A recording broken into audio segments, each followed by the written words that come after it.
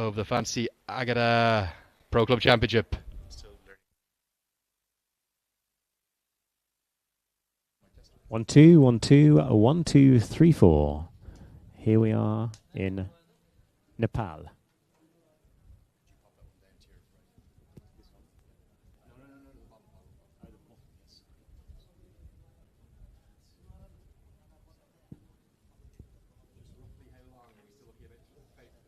It's 3 minutes, 2 minutes. Okay. 3 minutes, mate. Sagar, sorry, could you find out the umpires for me? So, Umpires? I know, like, it'll definitely be. Okay, I will don't worry. It'll be these four, which I'll WhatsApp you, but just find out who's standing, who's third, who's fourth. That'd be great. Yeah. So anyway, there was like a post-tournament celebration and dinner, and it was hosted by Strike Rich Millionaires, a nice hotel. There was only Cuzit at a few beers. They were done completely privately otherwise. But I got him like, I think it was about $200, about like 20,000 rupee or whatever. And I had a nice like Irish shirt, like a Cricket Ireland one or something. So we said, look, mate, I've got something for you here, a nice little Irish shirt, and say thanks. They said, look, there's still something in that. Don't open it. And he opened it up in front of us, like I was like, no. He opened it up in front of us. And all the money was, And all the money was like 20. It was clearly like a decent bit of cash. Yeah. Namaste. It's like 1,000 rupees is like £8 or like less than $10. But there was enough of those for it to be a good amount of cash. And it was just like, you could just see. And to look wrong. Yeah. Possibly. I was just Charu was like, Oh my god. so he'll Okay, probably never talk to me again. Don't care. It was funny because the other guy, Mikhail, was like, Lenny, that's one of the nicest things I've ever seen anyone do. And he was like, he didn't. But like Charu was just like, you fucking dick. I was like, no, not me. You're the dick. You're the. You suggested this. And then I'm doing it. Anyway, it was good. It was all in good Yeah. value. So he's even like the last 8 months he'll WhatsApp me once a week. Yes.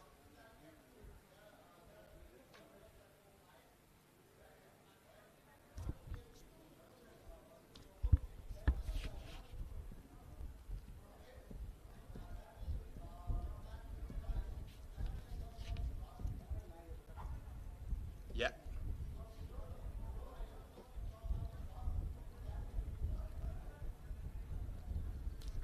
Can you hear me?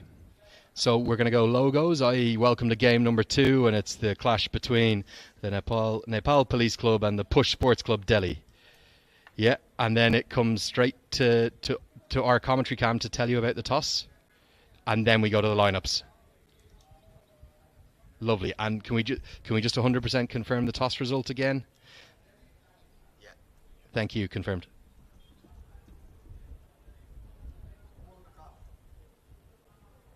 Delhi.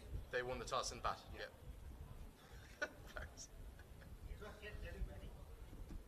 What? Paris or Paresh, you're out of your element here. Come on. Great sense of humor in it. Yeah, no, really good. Really Yeah, good. absolutely. Yeah. I've really enjoyed It's actually it. the one human characteristic I decided the most, particularly when things are a shambles. I love it even more when things are a shambles. That's like their favorite time to laugh. Like, oh yeah, this is all good. Amazing, thank you. What the umpires, amazing. You get mine on there as well. Yeah. Thank you. I'm trying to get you added. We have a commentary group now. Oh my god, so they're all different, the umpires. Yeah. And Vin For the TV umpire and It's still the Vinay. match official. are the same. Yeah. Gotcha, okay, perfect. Right, I'll WhatsApp them all to you in 1 sec. So, I think the reason Vinay Kumar Jha is doing the TV stuff, even though he'd be the best umpire, it's just because no one else would probably have done it before. Right, good. And he probably wants to sit up in the air conditioning, to be honest with you. Yeah, yes. Stand by. I've no idea how hot it is out there. Mate, I haven't it's been out there. absolutely absurd. I feel quite sort of, yeah, I haven't even sweated up. Mike's on, Mike's on.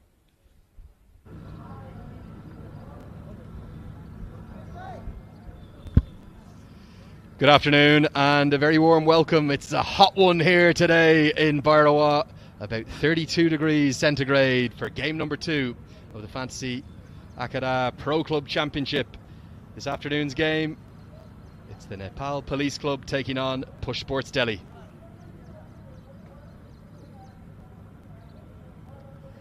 You're very welcome to our coverage here on AP1 HD. You can see there the logos of the two teams.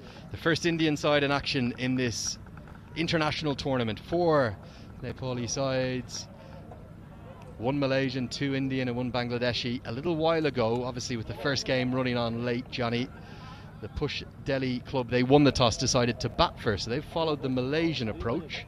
But you're very welcome along indeed to our coverage. Andrew Leonard here alongside Johnny Barron. Johnny, game number 2.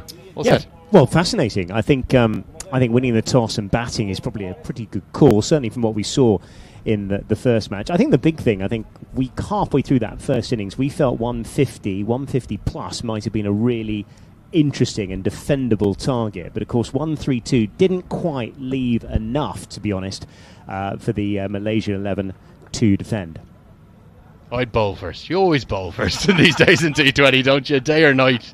Bowl first, get a total, chase it down. There's the two sides. Now, take a long, hard look on the right.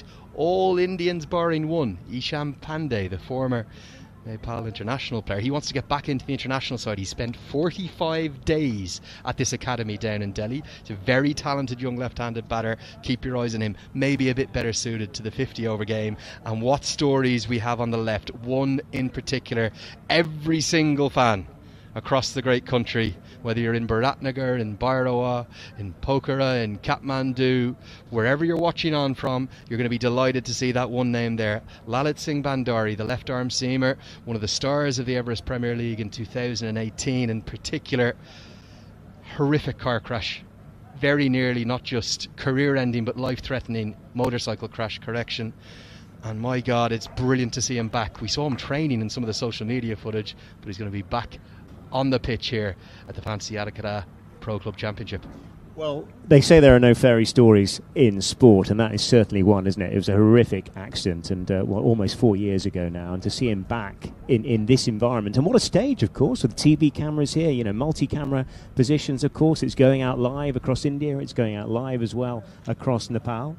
And there he is there, number 18, and he looks to me in pretty good health. Exchanged a few messages with him at the Tri-Series last year. We saw him back walking for the first time, but to get back playing, there's a Tiger Woods element to this man's story. I think anyone who saw the devastation that motorbike crash caused, I think they would have thought they'd never see him out here on a cricket pitch again, but not quite back on the international stage. That might come, who knows, in years to come. But certainly he's back on the big club stages here in domestic cricket. And it's brilliant to see him back in action, and plenty of other stars in that Nepal Police Club side. None bigger, probably, than Karen KC. Yeah, absolutely. It's good to see Karen KC in this side. And, of course, decent fast bowler, of course, a finisher as well. And one of the Nepal absolute stars in this side. And, well, it should be a fascinating contest because, of course, all the young Delhi side, the Push Sports Delhi, they come, of course, not far across the border, and they've been in an academy set up for a number of years, and you've got a lot of really, really big young talent that we're going to see on show today. Keep your eyes, too, from a home perspective on Pawan Saraf. He was probably a bit unlucky not to play more in the international matches of late, didn't appear at all in the triangular series. But for this side that have come up north of the border from India, one of the 2 Indian sides in this competition, their head coach Puru Singh, he's well known to the local fans, of course, head coach in the Everest, one of the Everest Premier League sides as well. We got a bit of a chat to him last night. He was talking to us about his young talent. A lot of it's very young players, a couple of 15-year-olds in there as well, but also some experience. Sachin Singh, who's played first-class cricket, left-arm spinner and left-handed batter. And keep your eyes on Vishesh Sohra as well. Just won a fast bowling talent hunt, clocked at 138 kilometres an hour. We don't get too many of those back in Ireland, I'll tell you. Yes, that would be handy today, wouldn't it? But yeah, as far as age is concerned, often you know, if you're good enough, you're old enough. And actually, there's no harm in getting into the game, and especially getting into tournaments like this at a young age, if you're 15, 16. It's a wonderful opportunity, especially with kind of some of the experience stages that have been in and around various national sides. I think it's a wonderful, wonderful opportunity. Yeah, I think you're spot on, and there's no country in the world really that promotes young talent quite like Nepal. So the young Indian players coming across the border, it's the perfect first steps for them in their careers. Plenty of academies across India, and there's not too many better from what I gather in the push sports side in Delhi. Fantastic facilities, lots of turf wickets. I think there's 2 ovals, floodlights, everything you could dream of as a young cricketer. And now they get to come up and play on television, not just live across the world, or not just live across Nepal on AP1 HD, but also across the world on VU Sports. You can check in with us on YouTube. And we didn't get much of a chance to talk to you in the first innings and get your messages on social media, but we'll get to those maybe, if not this afternoon, over the coming days, because right now there's only one story, and it's the man with the ball in his hand. It's the return of Lalit Singh Bhandari.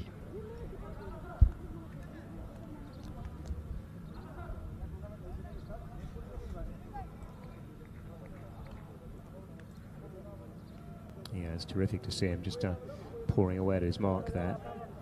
Quite an incredible story, 4 years in the making.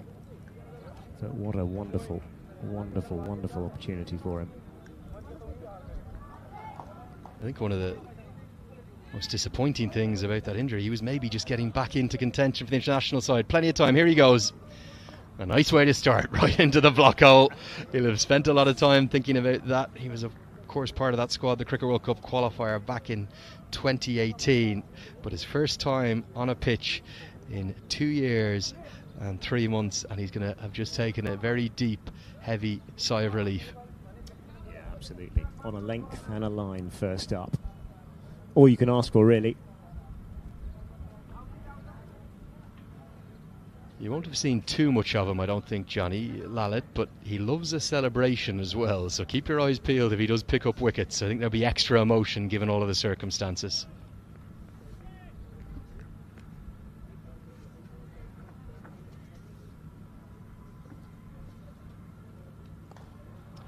Driven. The perfect cover drive. You can't ask for much more than that, all the way along the ground, and that's an ideal start for the Push Sports Delhi side. Yeah, it's a lovely shot. Just weighted on the angle very nicely. Bit of width offered, and just really a push really through extra cover, just in front of square. First boundary of the piece.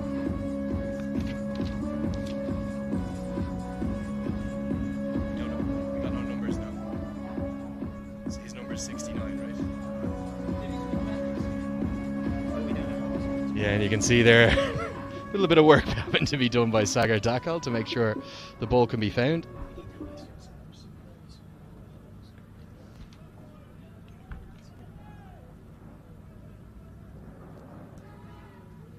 Can't think of too many better ways to get off the mark than that. Perfect cover drive from Aditya Jain. He follows it up with a pull shot, so nearly a wicket on return for Lalit Bhandari. It beats the sprawling dive of the mid-wicket fielder, and it's going to be back-to-back boundaries. Yeah, back of a length, just allowing to free his arms on the back foot, and just drifting on the angle and dispatched with some ease.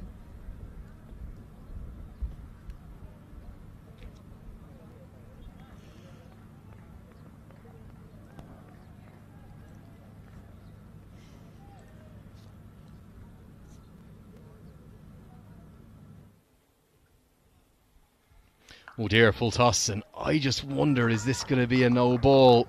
I think it's going to be the benefit of the doubt given by the square leg umpire. I think that's fair enough. He thinks it's just going to dip beneath the square leg, but that's meat and drink and hammered away for 4 more. Well, it is indeed, and it is a fraction high. A little bit of charity, you might suggest, but another boundary. 3 in the over, back to back. They're coming as well. It's a nice little start, this. Just 17 years of age, this young, elegant right-handed opener. Not too sure about his choice of number for his shirt, maybe following the Angelo Matthews route of Thinking number 69's the way to go. Big boy for 17, Johnny. Yeah, he is indeed. Oh, Shah was another 69 shirt wearer back in the day. That just further establishes the fact it's not a route to go down, in my opinion. Oase, I'm sure you're watching on back in... Where would Oase be right now? Is he back in London? He'd be somewhere on the circuit, I'd imagine. He's always on this circuit. Is Oase. Gully in place, no slip. It's more like it, just the angle across, and keeper does well just to get the pads out. We haven't seen much of that inconsistent bounce. There's been turns certainly, but that one's just kept a little bit low. Yeah, it's interesting. I found sort of that kind of 6 metre length has been the one that's been quite difficult so far today. If it's short, it sits up, and obviously very drivable if it's full. It's been the odd one, hasn't there, that's just bounced a little bit erratically today. Down the leg side, chipped in the air into the gap. There's protection out there, so it'll just be a single. The unlucky 13 coming from the first over back. Doesn't matter. He's back playing, and it's brilliant to see. Lalit Singh Bandari, great to have you on this pitch. It's 13 for none. Yeah, it really is a super cricket story.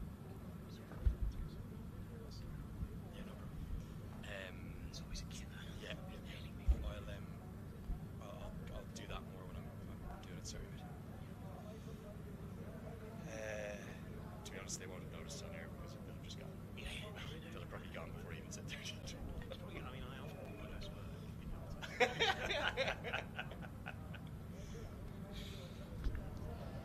So, Aditya Jain will keep the strike. He's opening the batting for the Push Sports Delhi team alongside Mayank Gupta. You talk about the depth of cricket here in this region, not just in Nepal, but the subcontinent generally. India is quite simply a religion, the sport there. And you've got young cricketers there's so many talented young players. It's hard to make a name for themselves, but a stage like this, Johnny, it's almost the perfect one for a young cricketer like Aditya Jain or Mayank Gupta. Oh, absolutely. I mean, you get the opportunity to play in this multi-team format. And on top of being in this multi-team format, of course, you've got all the exposure through TV and socials. It's live on YouTube around the world, of course. We've already seen the stream up, and it's live on AP1 HD over here in Nepal, on DU Sports that's streamed around the world. I mean, what a fantastic opportunity. It's probably a point we'll labour through the course of the event. Don't read social media. Tell them not to read social media. Great to be with the AP1 HD team. Day one of 9.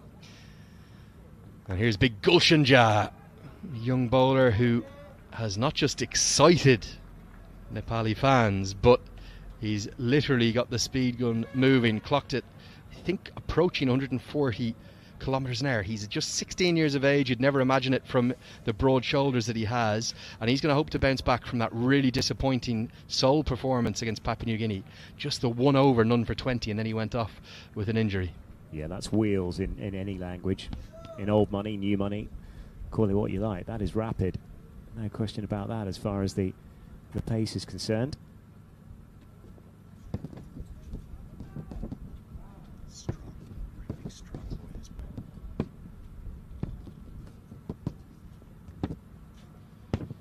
Playing a miss outside the off stump. And interesting, you talk about exposure and opportunity and the power of social media. It was one spell that Gulshan Jha bowled. I think it might have been not even in the Prime Minister's Cup or the Mayor's Cup. It was a low-level tournament where he was getting the ball to carry through to the keeper well over his head and rushing senior players. And that one spell alerted Dav Watmore to his potential, the previous head coach. And next thing you knew, he was named on the tour of Oman in September last year.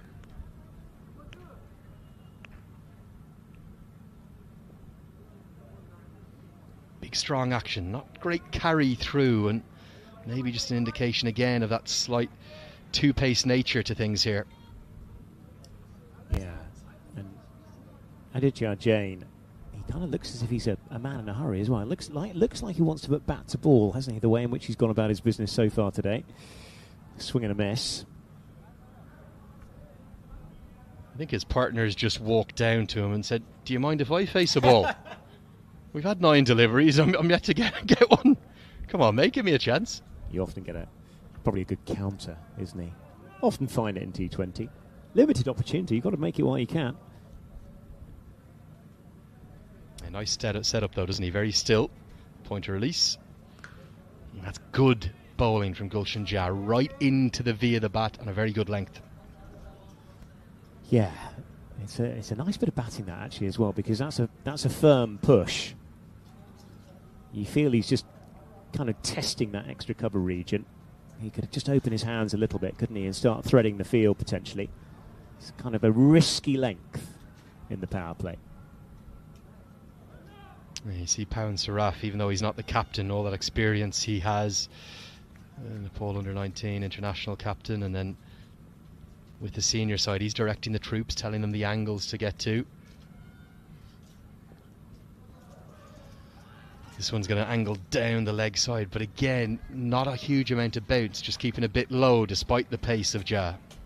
Yeah, didn't do a great deal, did it, in terms of bounce-wise. It'll be interesting to see how that develops through the course of the tournament. Actually, just 2 wickets, of course, we're playing across the next 9 days. Yeah, big time. Not just interesting from a spin angle. The 2 umpires, we haven't said a good afternoon to them yet. That's a change from this morning. Manjul Badarai and Linamuddin Halwi, joined by the 4th umpire today, Sharwan Shahi. So 3 changes to the umpiring team. Vinay Kumar Jha will still be our 3rd umpire, our TV umpire.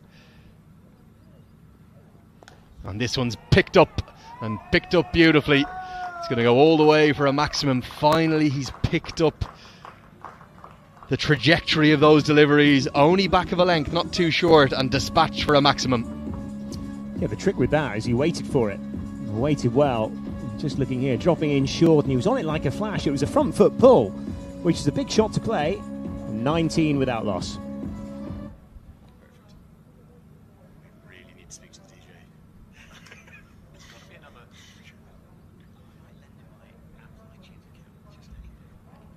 We're going to know it by the end anyway. I've done everything in cricket in terms of run events. So, background. We brought Middlesex over one year to Dublin just after we got back from ICC.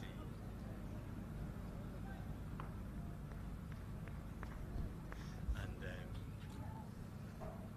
I actually took great joy in cutting up about 40 really good stings and good points. Yeah. It makes such a difference to a game. Oh, God, doesn't it? Yeah. Here he is, the folk hero of Nepali cricket, the Valentine's Day boy. I'm going to tell you why he's known as a Valentine's Day boy in a little bit, Johnny. It's nothing to do with love. It's nothing to do with love or romance, I assure you. It's purely cricket, although it is love, isn't it? That's what cricket is. And in these parts, that's for sure. And of course, the most recent hero for his accomplishment of becoming the first ever Nepali in an official T20 international to take a hat-trick, and also the first man to take a 5-wicket haul. Here he comes from the market end, and oh, so nearly strikes with his first delivery. Big broad shoulders. He's a fantastic asset, an all-rounder at the home side. Missed so much of that T20 World Cup qualifier, no man. Yes, and gosh, what a heartbreaking affair that was. Just one more result, and would have led to a visit to the top table. It wasn't quite to be on that occasion.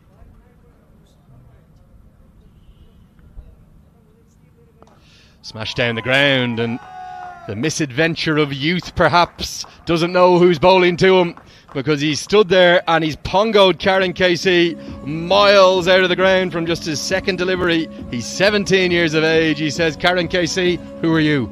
Well, honestly, youngsters these days, no respect whatsoever. What a shot that was. Onto it like a flash in the slot.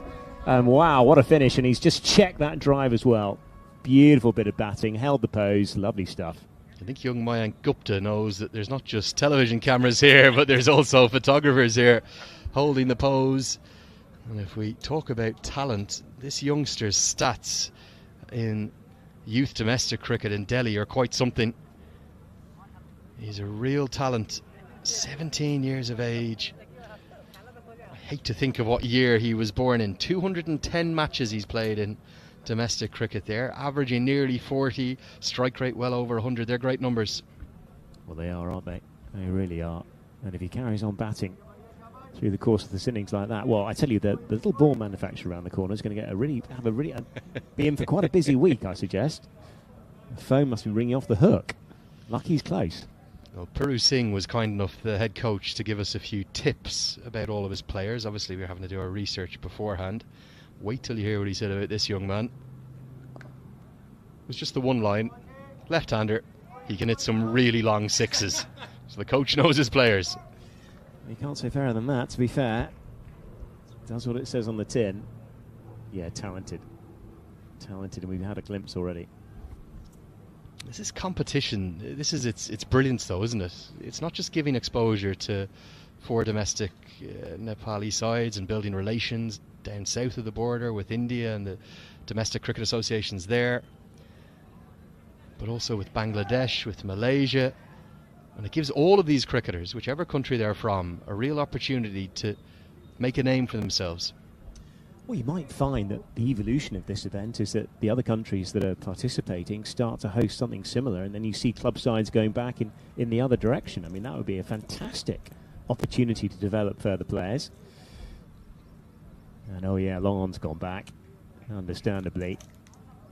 And the man up in the circle come up to short third man. Quick bouncer. And that's an experienced international cricketer saying, son, do not hit me down the ground for 6, because I'll put my long on out and then I'll bump you.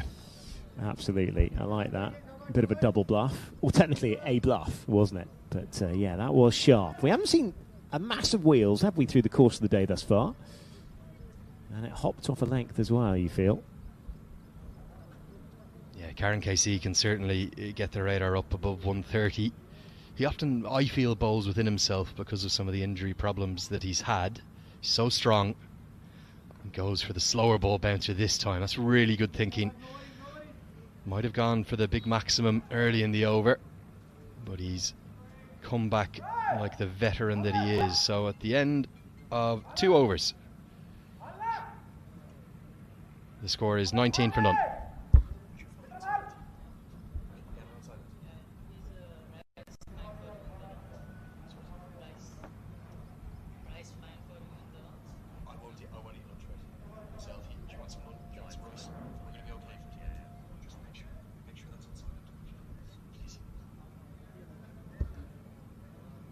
Actually 25 for none after 3 overs. I'm already losing my mind one day into this tournament, Johnny. I think it's the heat. Is it the heat that's getting to me, or what's going on?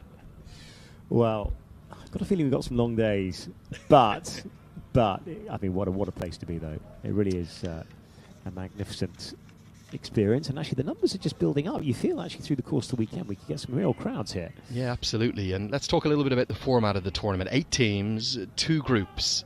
So this is the second game today in Group A.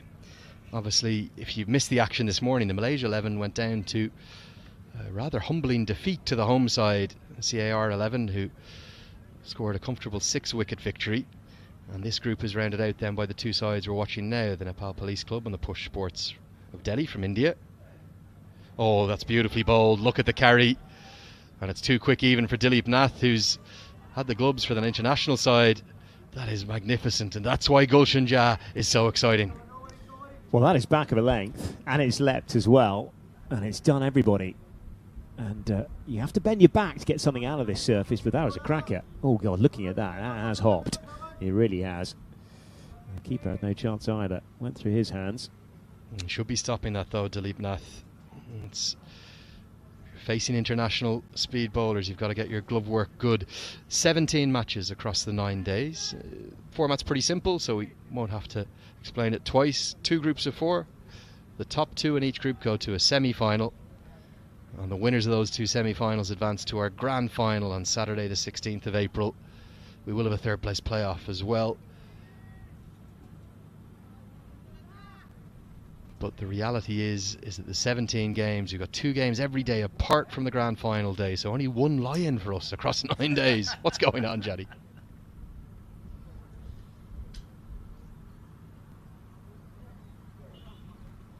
Nicely bowled again, beats the left-hander this time. Yeah, it's a serious schedule, no question about that. But the key thing is you know, these days windows are very short, aren't they? With the amount of cricket that all these guys play, and you know, some will be involved in pathways, of course, the national side, other players playing club cricket. Very, very difficult. And so, yeah, Sagar, just who's 9 been days helping all us we've throughout got. the entire tournament with all our stats and the great local knowledge.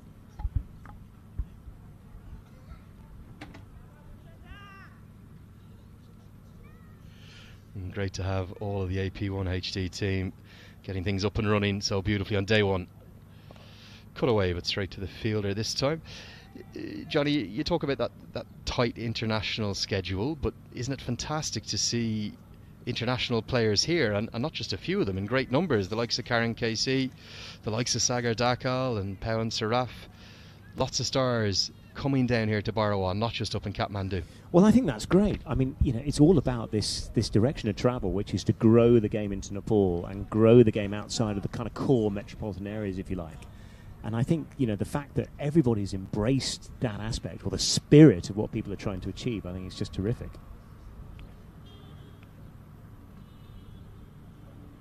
Beautiful Yorker. A real talent, Gulshan Jah. To be honest with you, Johnny, he had a nightmare in his sole appearance in that tri-series. He had the kind of day that you'd worry about for a young cricketer, because he bowled just 1 over, none for 20, and he sprayed the ball everywhere. Yeah, never easy that. Just getting the one and not getting a second spell. And it can be quite damaging on a young man as well. You know, the mental scarring can build up. But often you think, you know, it's the younger ones that can come back from it. But yeah, just looking at that economy rate of 20 after one is never really what you want by your numbers. It was actually the ODI series, I'll just correct myself, against Papua New Guinea, where he bowled that just 1 over spell.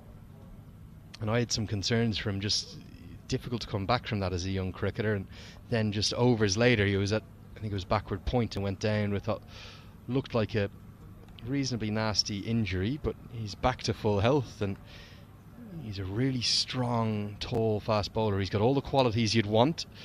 A bit of a break in play here, and Johnny, I'm not going to lie, I've absolutely no idea why. No, there's something about the ball. I mean, I have to say the fourth official has had his work cut out. He's been out there, up and down, like a fiddler's elbow, with new balls, and largely because we've lost, I think, about 5 or 6 during the course of the day. But we've, another one's come out, but there was some dissatisfaction. I think the batsmen at some stage were presented with it for a little gander, but in the end, they've got another one. And I think, the industry to be in around these parts is a ball manufacturer, isn't it? And must have gone through a box already. Yeah, I think of all the parts of India that are they're kind of renowned for cricket equipment making, it's the north that tends to be up in and around Delhi. Slower ball, beautifully bowled, the cutter. It may well end up costing him 4 runs, but again, that shows off the breadth of the skills of young Gulshan Jah. It's 4-leg buys, but look at the cut off the wicket. Yeah, really nice one. Just held it back neatly. And runs away. Oh, it's just so unfair, isn't it? There's just no justice in this world, is it? It's a nice bit of bowling, rewarded with another 4 runs to the batting side. But if you're the 2 batters here, you're looking at this and you're saying, hold on, he's bowled 1 delivery this over that's come through at close to 140 kilometres an hour and has been so fast it's burst through the keeper's gloves. He's then showed us the full Yorker length, and now he showed us an off-cutter that's ragged 6 to 9 inches. And he's 16 years of age and he's running in from 30 yards back. I think I know where I'd like to be as a batter. Yes, indeed. It's good stuff. It's the non-strikers end, or actually I'd rather be out. I'd rather be out back of the pavilion.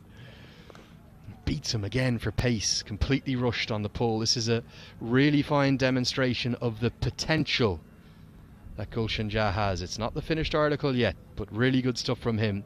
He's bowled 2 overs for 11. It's 31 for none.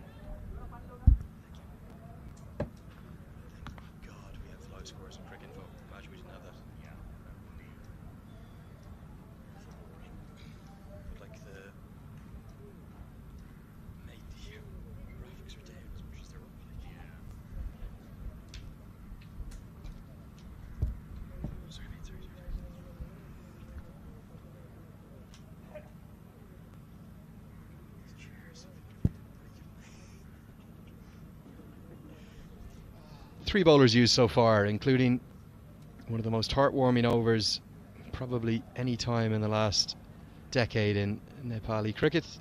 That horrendous motorbike injury for Lalit Singh Bandari. He's back on the pitch. He won't have wanted to have been hit for 13 runs, including those 3 consecutive boundaries from the over. But Johnny, for my money, for today at least, it just doesn't matter. Well, exactly. It's a fantastic story. And it's a story that might develop through the course of the next 9 days or so as well. I imagine he could add a fancy Agada Pro Club Championship, lift some silverware. Inaugural. Yeah, the inaugural one, of course. One of the big ones. No surprise to see back in the action that the home side have turned to spin, and they've turned to their most experienced off spinner. That's Pawan Saraf, outstanding young cricketer, and he's an out-and-out all-rounder, bat and ball. And I think with his height in particular, which is rare in Nepali cricket, he's going to really enjoy these conditions. Yeah, the taller bowlers have certainly got a bit of purchase, haven't they? Both the quicker and the slower ones. But yes, he could be very difficult to pick up on this surface.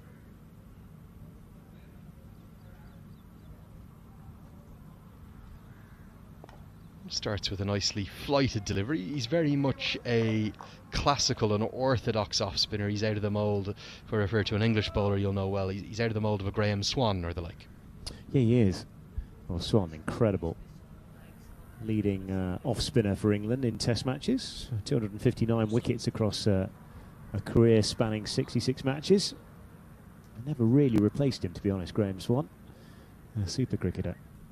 Well, it's not quite been the hunt that Australia went on to replace Shane Warne, but it's been pretty similar, hasn't it?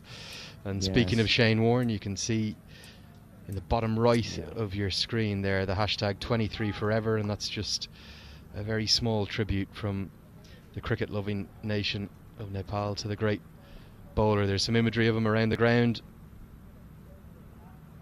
Taken from us far too soon, Johnny, and what a huge loss to the game. Well, the age of 52, and with so much left to give, really, and no previous health conditions either. He was, a pretty fit young man. He certainly lived. There's no question about that. But taken as far too young, with Rob Marsh, of course, who died the previous day as well. It was a horrible couple of days in cricket. The only thing that gives me some comfort, leg spinner myself, idolised Warne, the great man, like so many cricketers idolised Warne. As this one is dispatched.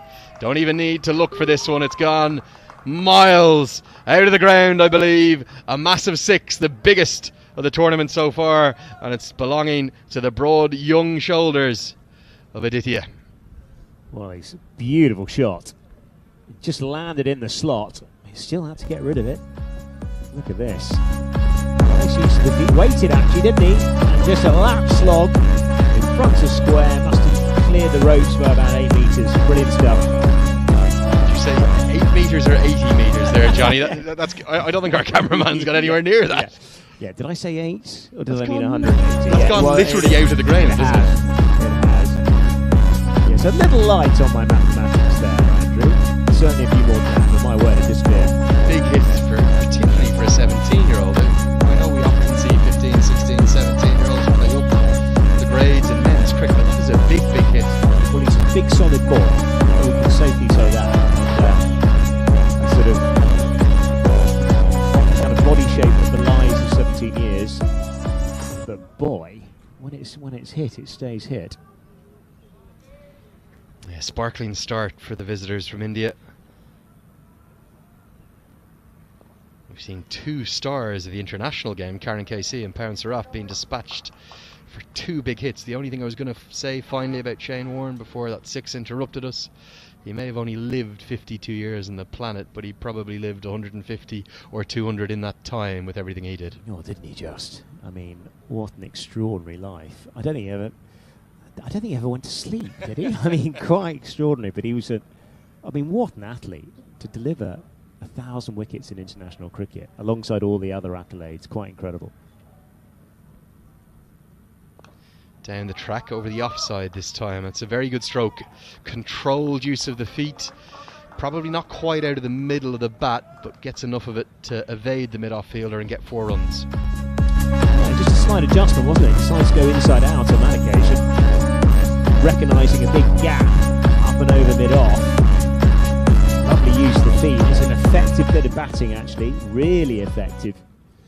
Clever placement.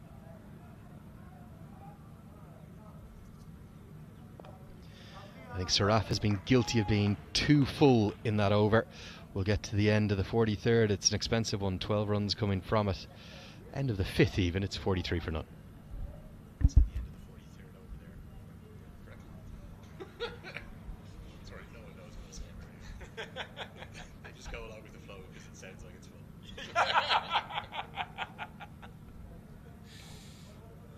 The old style over content. Yeah, that all. Chestnut, 43 for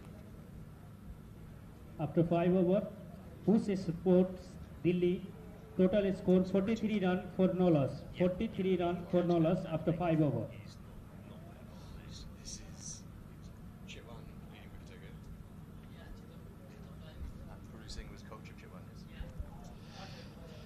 So, Sagar Dakal into the attack. He'll be the 4th bowler to be used, but he's got work to do, the leading wicket taker from the 2021 Everest Premier League.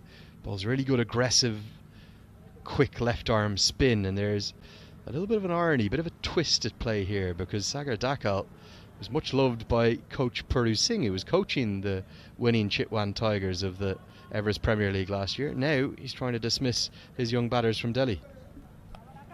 Yes, indeed. Well, that's the great thing about this tournament, is it's posing all sorts of different battles, and we'll see that through the course of the next 9 days.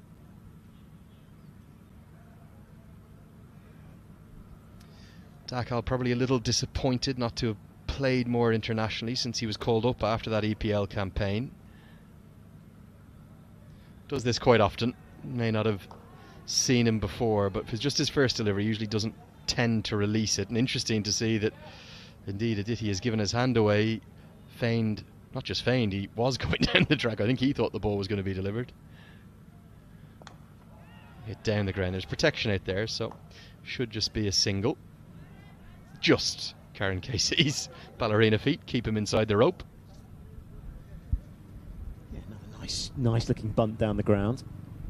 And I do think the value you can try and get in this power play is extremely valuable through the course of this innings, because you find that in both games it's been squeezed in those middle overs, and if you can get off to a bit of a start, as they have done, there's an opportunity to kind of push on with the momentum through the course of the innings.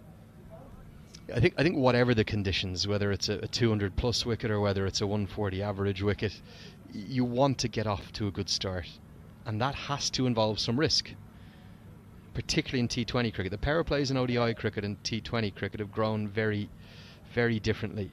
You have to go at it hard in the first 6. And that, I think, as we see a real misfortunate misfield for Lalit Bhandari, that's going to cost 4 and nearly lose one of our advertising hoardings as well. The spin has ended up nutmegging him. It is a flying start and impressive stuff from the Push Sports Delhi. Yeah, it's a nice bit of bowling, in fact, and actually it's the spin that's done him, hasn't it? Done him like an absolute kipper. And never easy down there. I've seen a couple of bumps today. Well, another misfield and another boundary.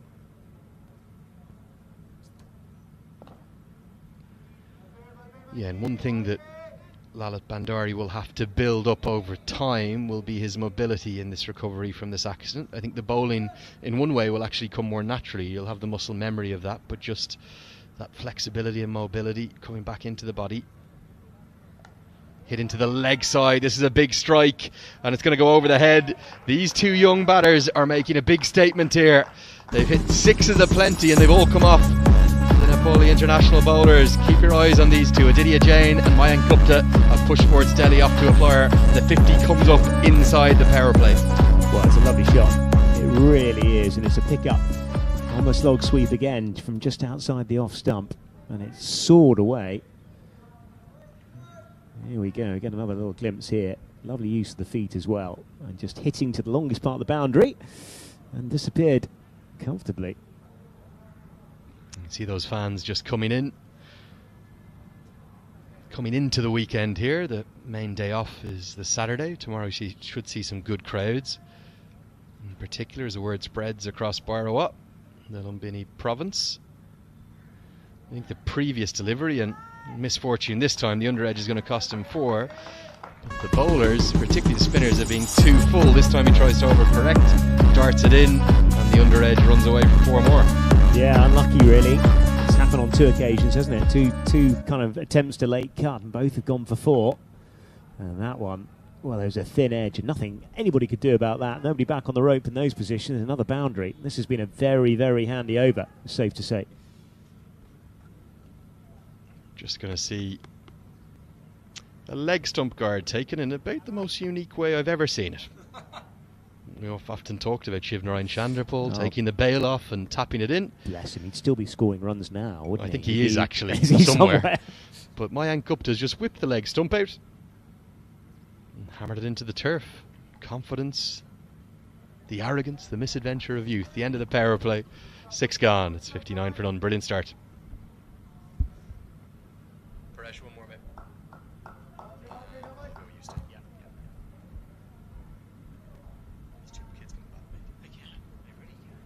Well, I think these guys are they'll be a strong little team, this will they? They don't kill any kids from over there.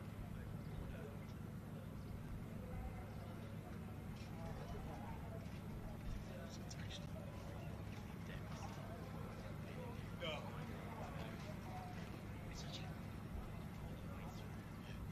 it's actually when you're living down wherever.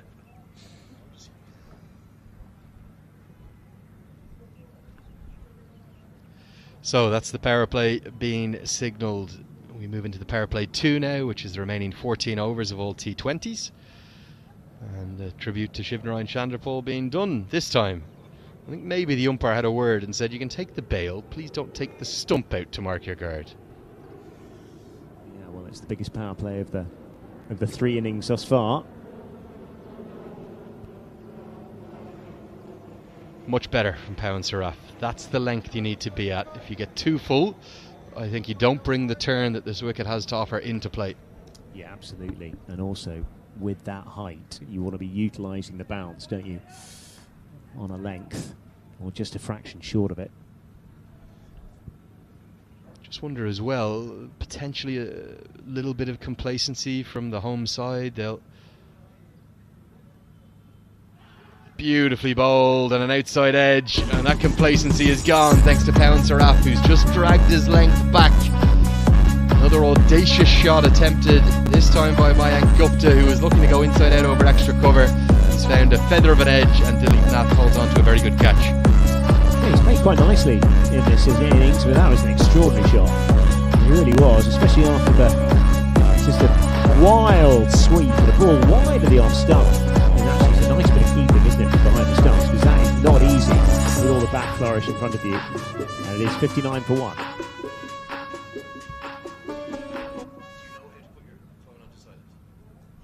did what is named I have also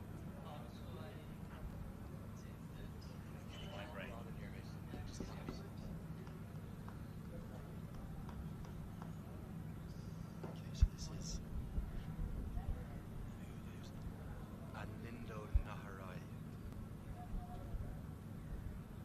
He's another 2 hours.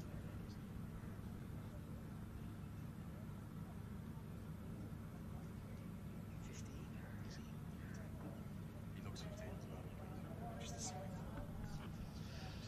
So the 15-year-old Anindu Naharai to the crease, close to 9,000 runs under his belt in Delhi youth cricket. I've played cricket for 32 years. I don't think I've 9,000 career runs. I'll have to check. Yes, he was. He was. I mean, does that count the Garden against Dad? I mean, where do these numbers come from? Well, Extraordinary stuff. I'd need those ones to get close to 9,000. Yeah, and beach cricket perhaps. Oh my God. Great to see the young talent being given such a chance to shine here at the Fantasy Akada Pro Club Championships. It's the inaugural edition. Let's hope it's the first of many. We're in Barawa, just north of the Indian border, and that's where this Delhi side have come from. And the youngster faces his first ball on international television, and he's beaten by the other international off-spinner Pawan Saraf. Yeah, nice bit of bowling. After a slightly loose first over, he's right back on where he needs to be with that height.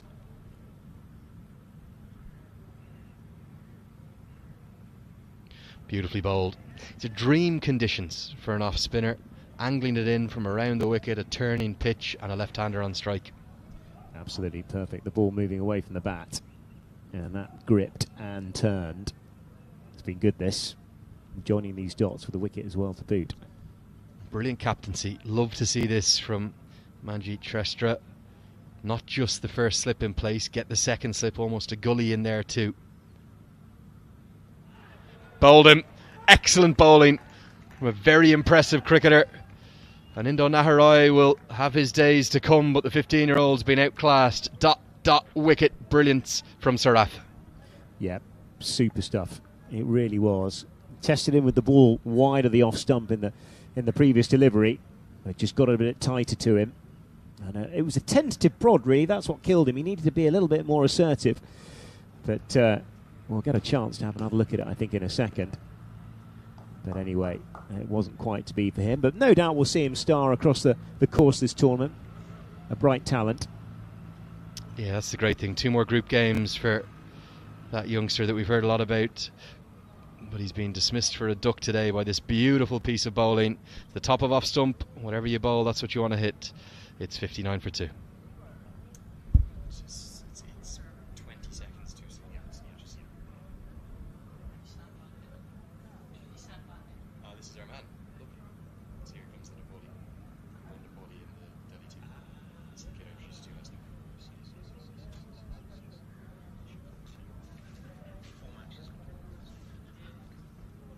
Some of that back 2019 Tri-Series Zimbabwe, Singapore. It was annoying there. One more look at the wicket. You get a lovely side of it there from that side on angle. That is the stuff of spinning dreams. The drift, the dip, the turn, and the off stump rocked back. And he's going to lick his lips because there's another left-hander to the crease. It's the Nepali Ishan Pandey playing for the Delhi side, where he does a lot of training.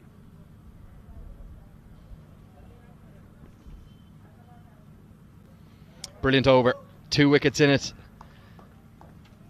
And I don't believe a run coming from it. So it's a double wicket maiden, 7 gone. We'll have a commentary change after this. I'll depart. It's 59 for 2. It'll be interesting what they get up to. But having got that start and going at 8.37 and over, they might be able to get north of that. But we'll just have to wait and see. But it's... the power play has set them up beautifully, and they've still got a man set though. Thatcher Jane is still there, and he's batted beautifully.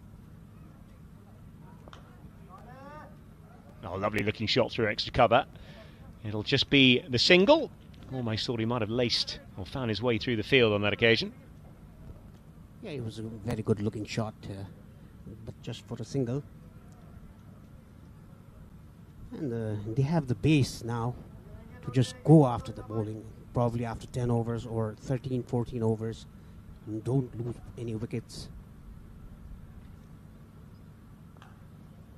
Waited for that nicely, striking it through the offside. Just get through a single. No, you're absolutely right here. All the main batting, they've done a good piece of it in that power play. 59 runs is a good tally, you feel, on this surface. But these are the squeezed overs, isn't it, where the pace comes off the ball. You've got a bit more protection to play with. Actually, the medium paces, they didn't use any variations. Oh, shout for LBW. But I think that's height, I think, is the factor. Possibly just dancing down the leg side as well. Yeah, very good ball. Let's see at the replay. Oh, I think it was pretty high, but he was on the back foot, though. Turned, that's short. I think he's got away with that one, to be honest. End of the over, 62 for 2, 8 gone.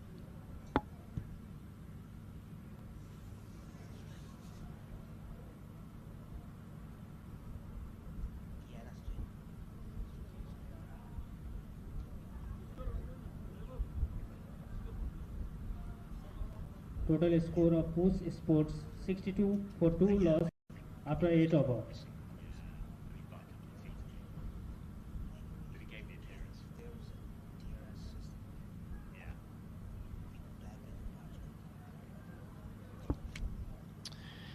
So back here, 62 for 2 is the score. Things have been very quiet since the end of that power play. 59 without loss.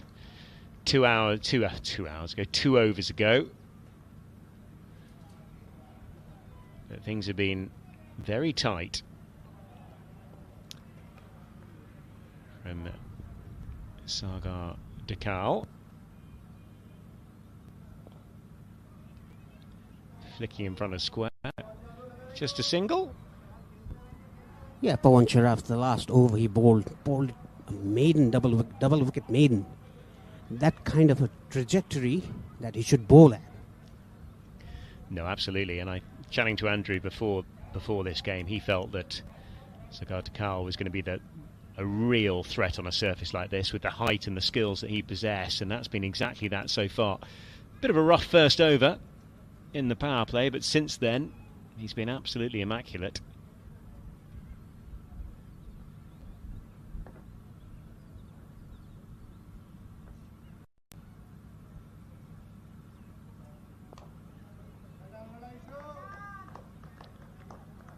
Pushed away on the offside, they'll get through for a single.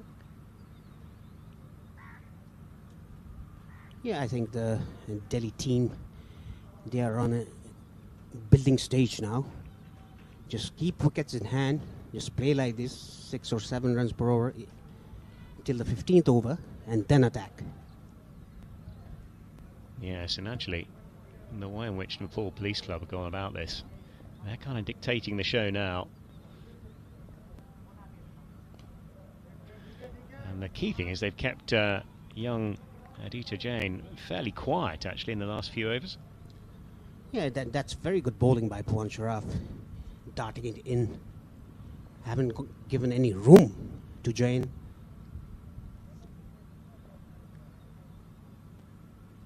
He's given himself a bit of width on that occasion and looking to lace it through the offside, but gets nothing on it. And I'm not sure Sharaf has actually conceded a run since his first over. It's been very tight. Smart bowling there by Sharaf. Yeah, just tucked away on the onside, and this is good tight stuff. And that run rate just starting to tumble a little, down to 7.36 at the moment. Bear in mind 59 without loss after 6, and we're just a ball away from the 9th over. Sharaf, the contributor there. And the last ball before that, he saw the batsman moving back and bowled it wide and gave some air. That is why the batsman was beaten.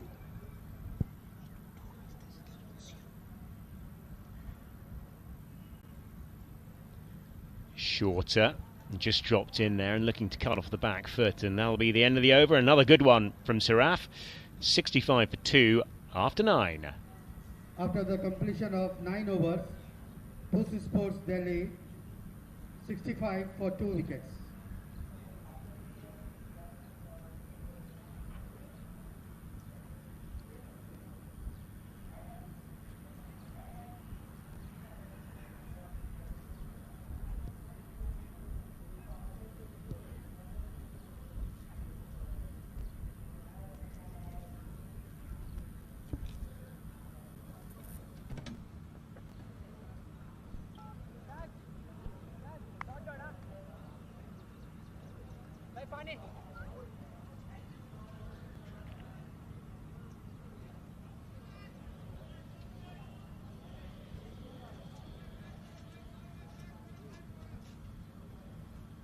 Manjit Thrisha is into the attack.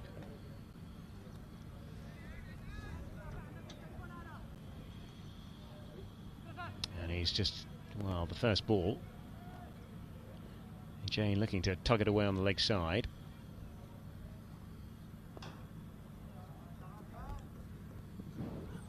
No, this is starting to be a very good response, you have to say, after the fireworks of the first 6 overs. Heading towards the 10th over, where do you think we're going to be at the halfway stage? We'll have to wait and see. The pitch is not that bad or not excellent, but the batters in the power play, they played well. bit of width. Missed out on that occasion, wide of that off stump. Possibly got away with that one. Oh, two handsome looking commentators on the air at the moment. It's an absolute privilege to be bringing you these pictures from this wonderful place here on the, well, just about 7 miles from the Indian border. Oh, short, and well, that didn't miss by much. That was short and it kept a bit low. That is why the batsman couldn't connect it. Yeah, just about 3 inches wide of that off stump. Yeah, that run rate is dropping down to 6.8, and this has been a really disciplined response by the Nepal Police Club. A very good comeback by the police. Oh, inside edge, down to the final boundary. Oh, that's for lucky. Yeah, beat him in the flight.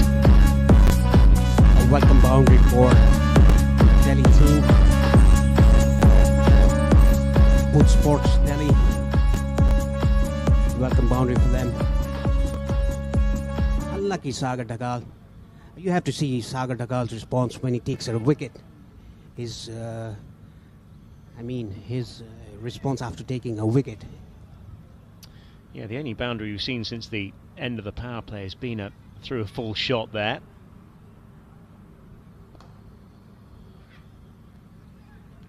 That's been another pretty tight over, you have to say. And at the end of it, 17 for 2, and we're 10 overs, we're halfway through. Sports, New Delhi, 70 for Drinks 2 break. wickets.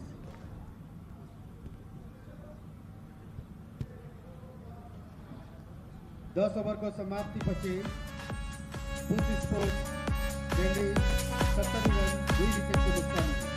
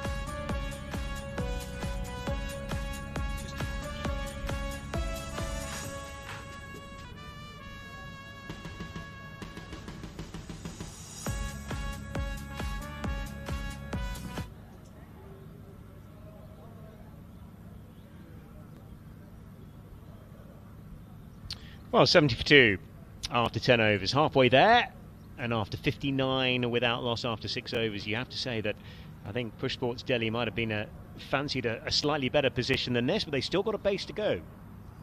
Yes, exactly. They have a base, but they have slowed down.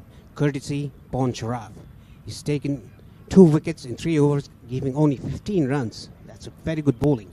Even by Gulson Jar, 2 over 7 runs. That's also good. Karan Casey, being a fast bowler, 1 over 6 runs.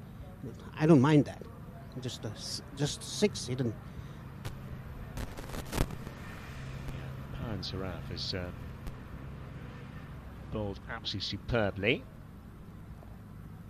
He's getting one on the leg side and tucking that around the corner, but no, he's been really impressive. Just a slightly wayward first over, but since then he's been very difficult to get away. What this Pawan Saraf is trying to do is trying to get that left-hander on strike, Ishan Pandey. That is why he's giving singles to Jain. Yes, of course, and then he's got the ball moving away from the bat, hasn't he, to play with. And that's been so effective with the 2 wickets he's picked up thus far. Still a chance of getting up to 150, you'd feel, with 8 wickets still remaining. Oh, he's gone up in the air through extra cover. Has that fallen short? It has. A bit of frustration again for Pawan Saraf, who did all the hard work and almost ended up with another scalp. Yeah, the ball fell in between the backward point and sweeper cover. Now let's see what he does to Jain, what ball he bowls to Jain. He's been a bit calm, Jain, just 37 off 30, and he was a lot quicker than that in the power play.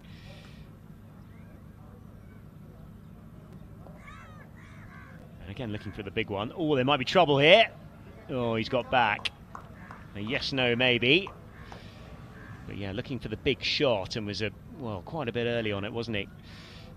And that's the pressure that this side have created. Very smart bowling by Pawan Saraf, mixing the ball, mixing the pace. Look at down that. the track, he's done him. Bowled him all ends up. And that... Oh, he hasn't. Oh, what happened there? I think the keeper dislodged the the keeper bails. dislodged the bails. That did for us. Right. Another classic bit of commentary from my commentary reel there, right? Yeah, we all, saw he was bowled. But the keeper... It's a mis-stumping as well. Oh dear. So he thought it bowled him. The keeper took the stumps, but a mis-stumping as well. And what an opportunity that was, because he's barely in the frame.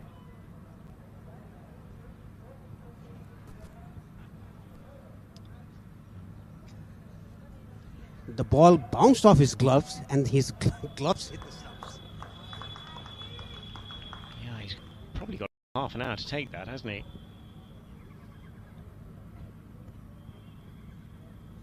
Wow, unlucky for the bowler. He really should have 3. He's bowled absolutely superbly after that first over that was a bit wayward. I think the keeper tried to grab the ball. Rather, just ball come to you. He almost did the Cardinal sin of taking the ball in front of the stumps, which he definitely can't do.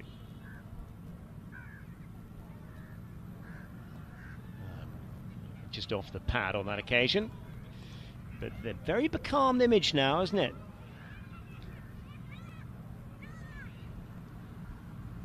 Pawan Saraf bowling it very well here.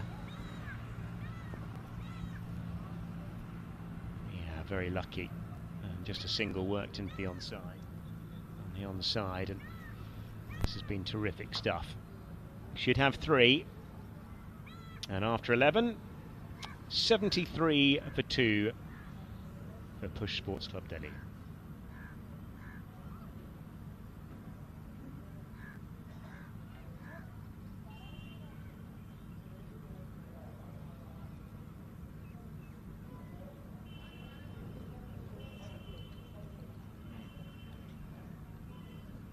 After the completion of 11 over, Push Sports Delhi 72 for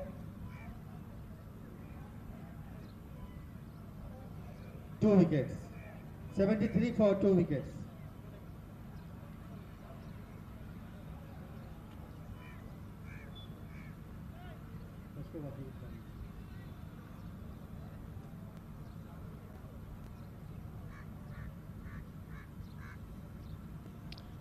Manji Shrita.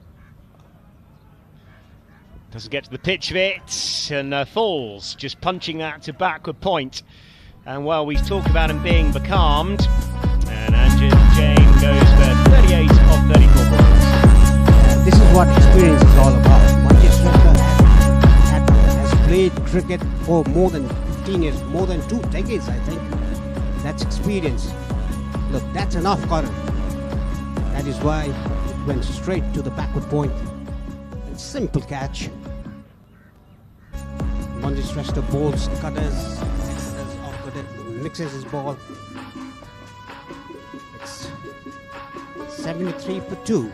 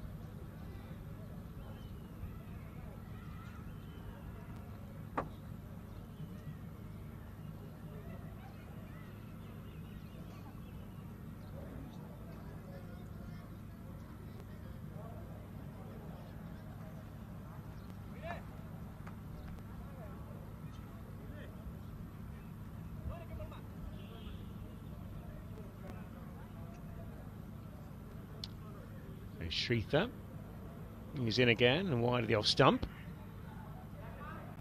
And they'll get through for a quick single. And yeah, 59 without loss was the figure at 6 overs.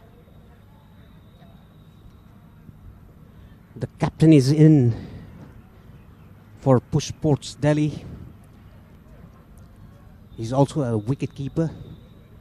And talking about Manjeet Shrestha, he's played almost 2 decades of cricket, and then in the under 19 stages, in the under 17 stage, and even in the senior team, and he's still playing. He's also one of the legend of Nepal cricket.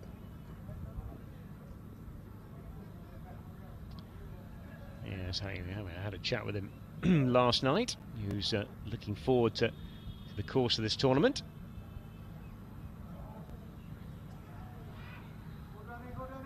Another opportunity, well, almost an opportunity. The ball almost went to backward point, and this has been excellent stuff.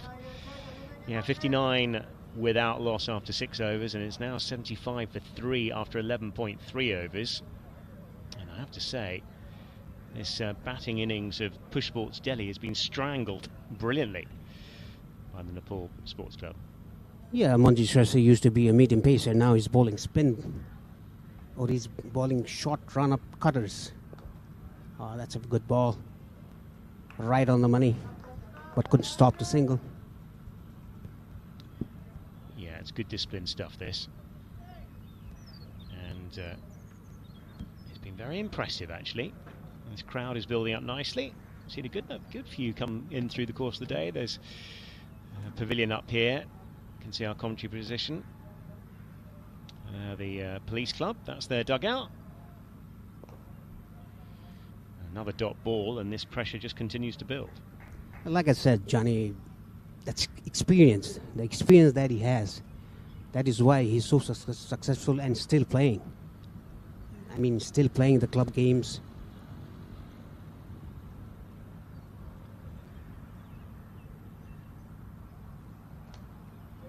Yeah, the key is waiting for it. As on that occasion, they're thinking about a couple, but they think better of it. Another extremely tight over. After 12 overs, the Push Sports Delhi are 77 for 3.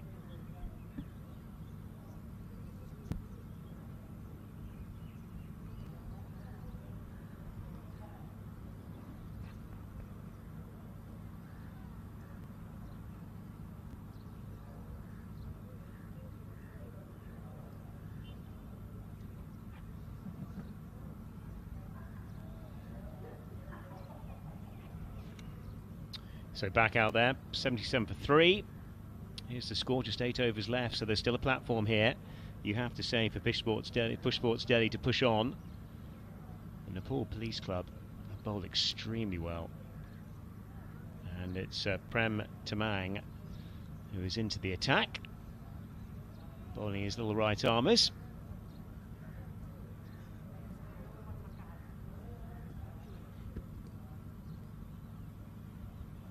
And this is a very calmed effort now from Push Sports Delhi. Current rate of Push Sports Delhi is 6.42.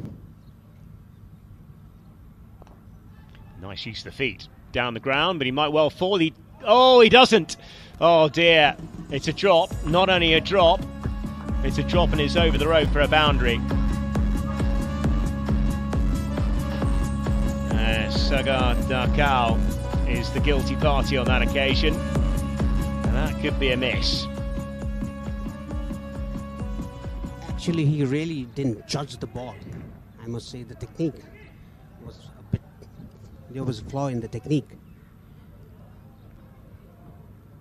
They could have gone 4 down in for 80.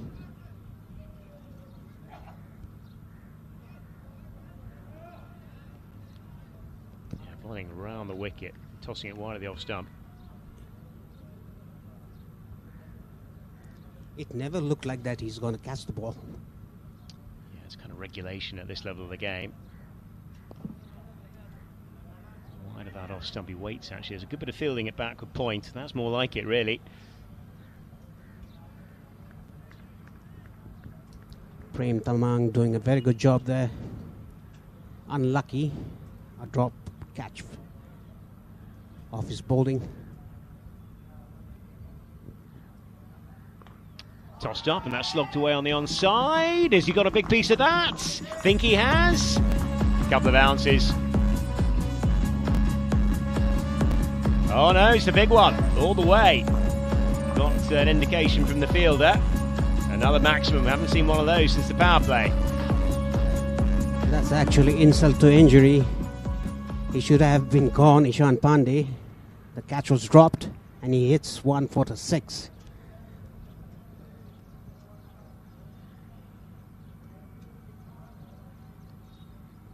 Very nicely picked up. And that's laced off the back foot through extra cover. Won't be a run on that occasion. But yeah, this has been a useful over, hasn't it?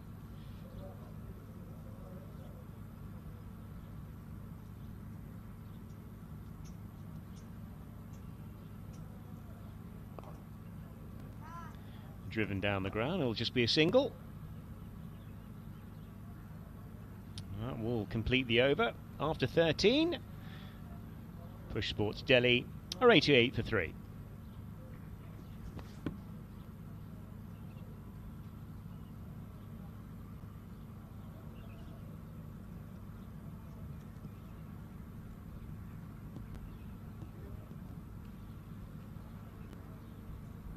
After the completion of 13 overs, So 88 for 3 after 13. Push Sports Delhi 88 for 3 wickets. 7 overs left. Still a lot of cricket left, you feel. You can see there the first wicket fell on 59. The second wicket also fell on 59. That is where the Delhi team were a bit in a bother. But these two are doing a good job. Well, they are indeed. They've got to build it up. Yeah, that run rate after 6 overs was just a fraction below 10. It's now dropped to 6.77. Still 7 wickets in the hut. So still an opportunity to get something fairly competitive. We talked about 150 in that first game, which would have been competitive, you feel. You still feel, yeah, 10 runs from here would give you 150. That may be a little ambitious, but still feasible.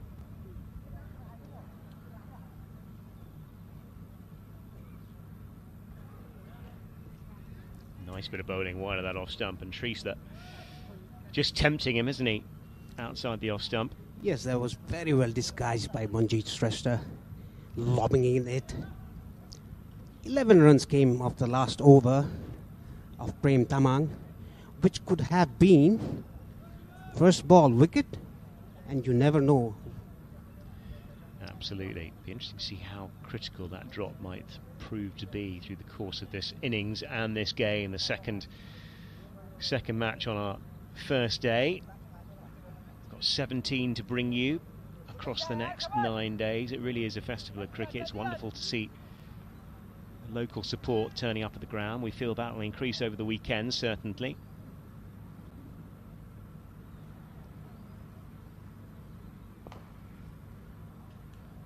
Just a single down the ground. But yeah, Pandey's batted quite nicely for 20 off 22, so he really, you feel they've got to build around him for the next 7 overs or so.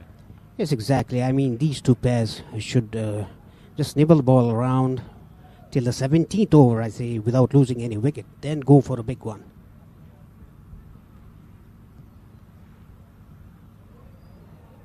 That is a horrible ball, and it's been stuck away.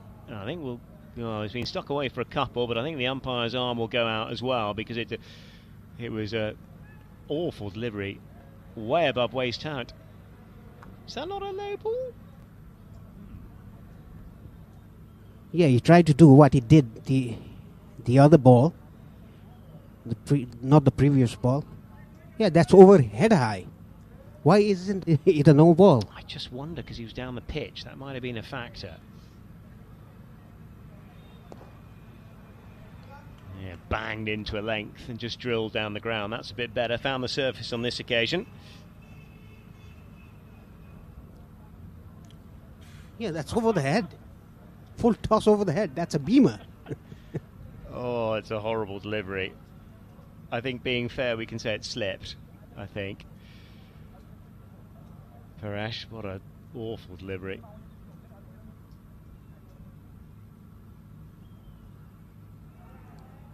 Oh, that was a nice response.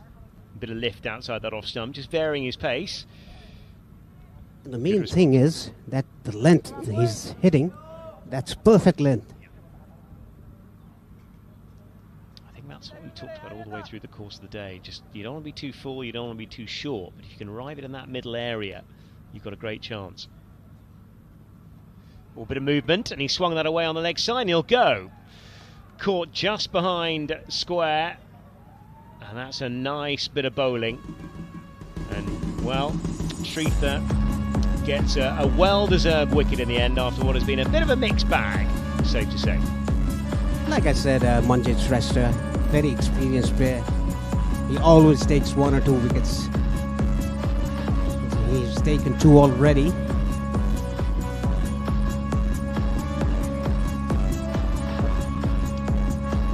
Roshan Budol with a catch. 92 for 4.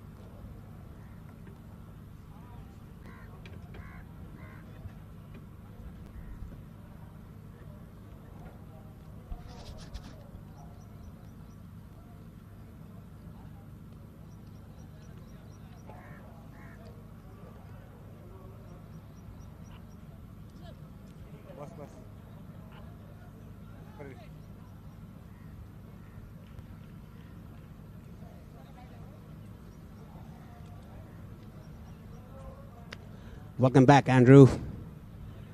The situation is 14 overs gone. It's 92 for 4. So what do you reckon? Yeah, very good afternoon to you, Paresh, and great to be back in the commentary position. I was trying to find somewhere that was a bit cooler. I don't think there is anywhere cool in Barrow. Someone told me it's 36 degrees as this one's worked away behind square on the leg side, going to be a boundary. It's been a topsy-turvy innings, isn't it, for the Delhi side, off to that flying start, and then the spinners arrested back to control, led by Pawan Saraf in particular. Yeah, Pawan Saraf bowled mediocre first over, but the 3 overs after that he bowled very well. Excellent bowling by him. Taken 2 wickets, 2 wicket maiden. It's very hard to see that in T20s. Yeah, but in amongst that, Sagar Dakhal's been expensive. Beautifully bowled that time. Look at the seam position. Sharp turn away from the right-hander. Yeah, even Manjeet Shrestha, with his experience, he's taken 2 wickets and a good economy rate. Beautifully bowled, and it's been given. The batter looks back at the umpire, wondering how and why he's been given out, but he's got to go. He's been dismissed. Pragyank Pathak, and you'll have to talk me through this one here, Paresh. It's very hard to say, is it bat hitting the pad or bat hitting the ball and hitting the pad? We need DRS for that. Yeah, either way, 5th wicket falls, the score 96 for 5.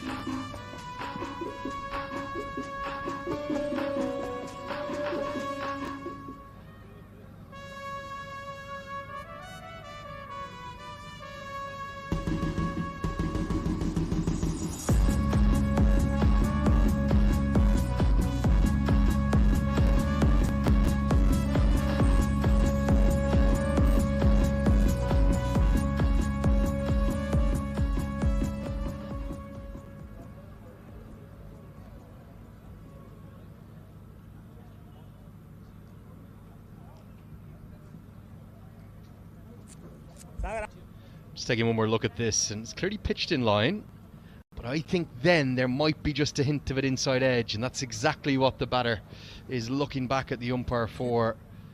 Difficult decision to make because there was clearly contact between the bat and pad as well, but I think that most recent replay might have indicated some bat involved. So the new man to the crease is Vishesh Sahara, coming in down at number 7, and Sagar Dakhal has his first.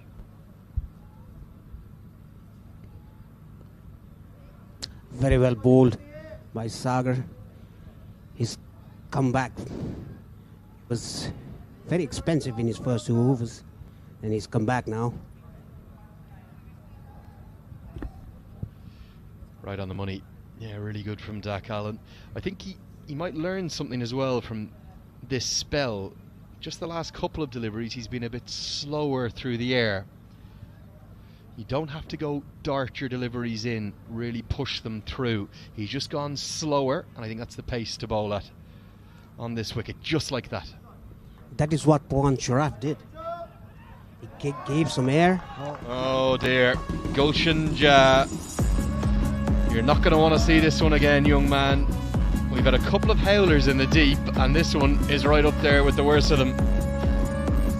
We had plenty of misfields today from the home team, Rupandehi. Through you go. Boost Sports Delhi. Right through the London 100 Bridge. for 5. That'll get us to the end of the 15th. The 100's up. It's 100 for 5. Boost Sports Delhi को score 6 run 5 wicket को नुकसानी हुआ.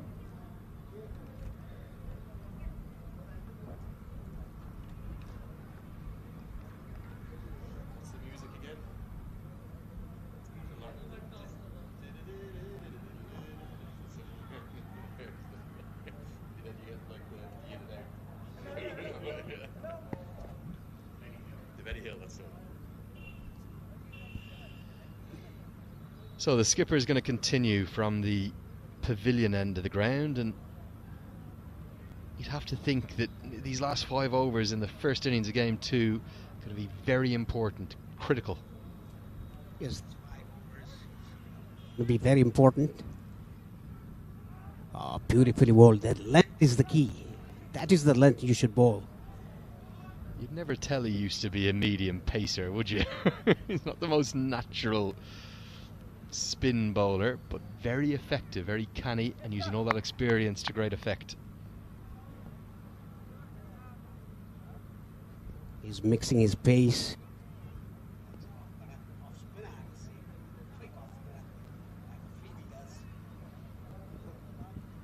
Yeah, quick through the air. Nothing wrong with that, but it's just the case of control, which has been a little bit mixed for Shrestha, but good figures, 2 for 8. And there's the team, the AP1 HD team. I will say one thing, I'm glad I'm in here than out there. It is hot, hot, hot. And as I continue to learn Nepali, hello to you guys, keep up the great work. I'm going to test how good my pronunciation is. Very well bowled by Manjeet Shrestha. Again, giving a loop there. Asa Gormasa. It's hot today, isn't it? Is that not right, no? You're almost there. Come on then, Paresh, after this ball, tell me. Very well bowled. Aja Garmi Cha. That's what I said. Say it again. Asa Gormasa. Yeah, good. So it's very hot today.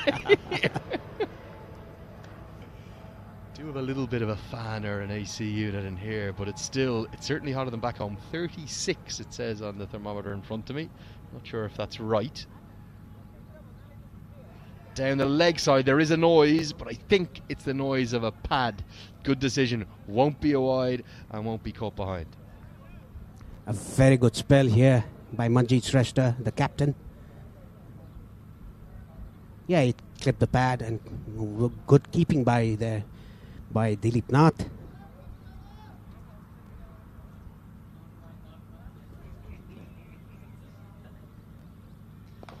Hit down the ground. There is a long off fielder out there and it's gone straight to him. Pouncer off. Does not drop many catches. And that's a simple chance held. And the canny mixed bag from Manjeet Shrestha continues to be very effective. That's his third wicket, a smile on the skipper's face.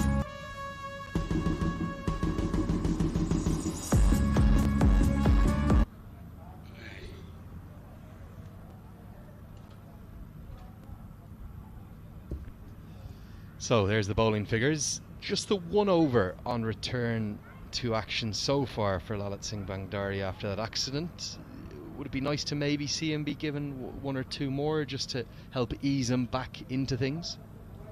Yeah, he's playing after a very long time. A nasty bike accident that he had. And recovered from that. Karan Casey now into the attack.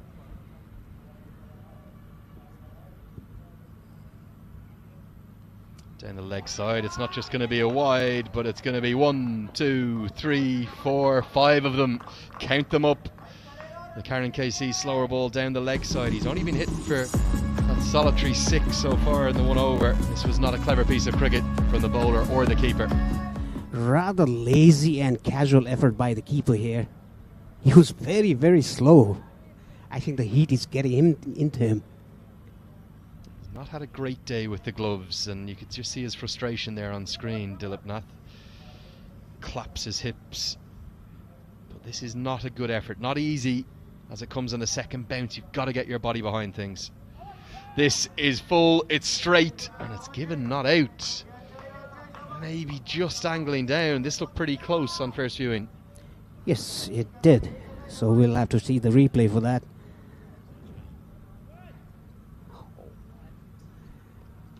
I think you never know. Umpire's call. You're always on the fence, aren't you? Look at this. Full, straight, out. Going on to hit middle and leg. Very, very close. And the Karen KC immediately was wondering why that was given not out. Nice piece of bowling. Bit of fortune for the Delhi side.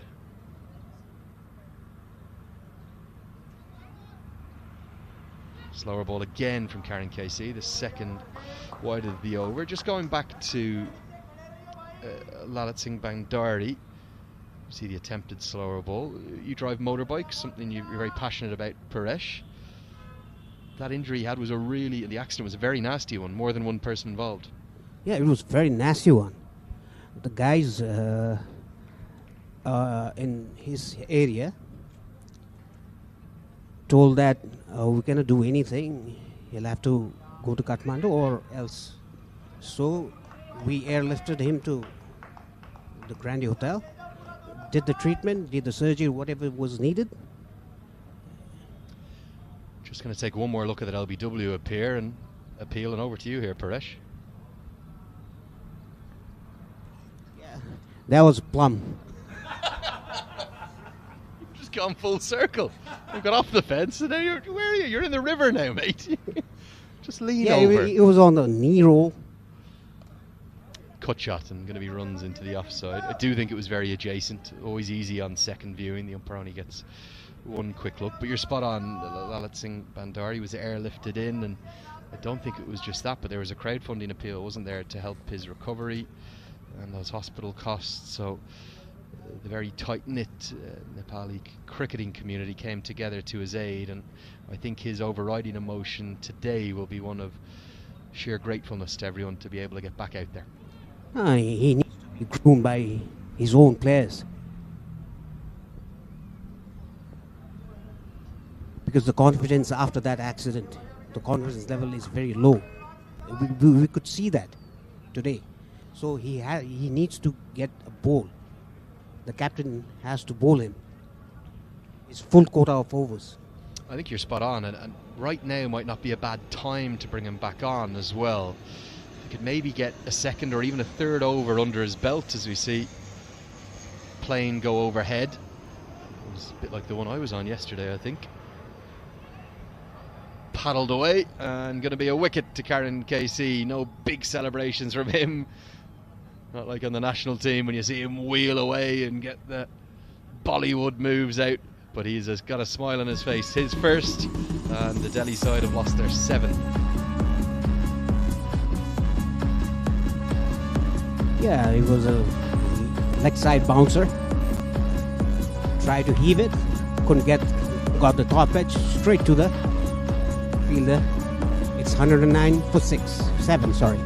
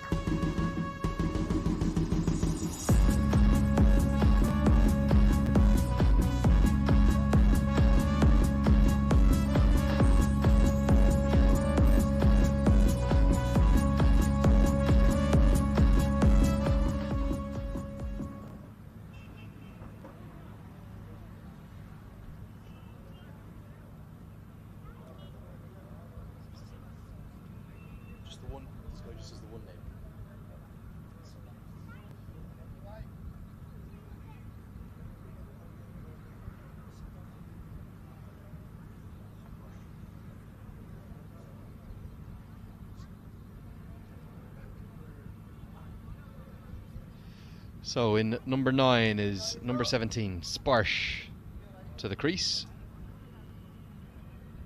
Right-hander comes in down the order. Just the one name listed for him in the team sheet. Don't see too many of that. Messi, Ronaldo. Maybe Sparsh will be the next one. 17 gone. It's 109 for 7.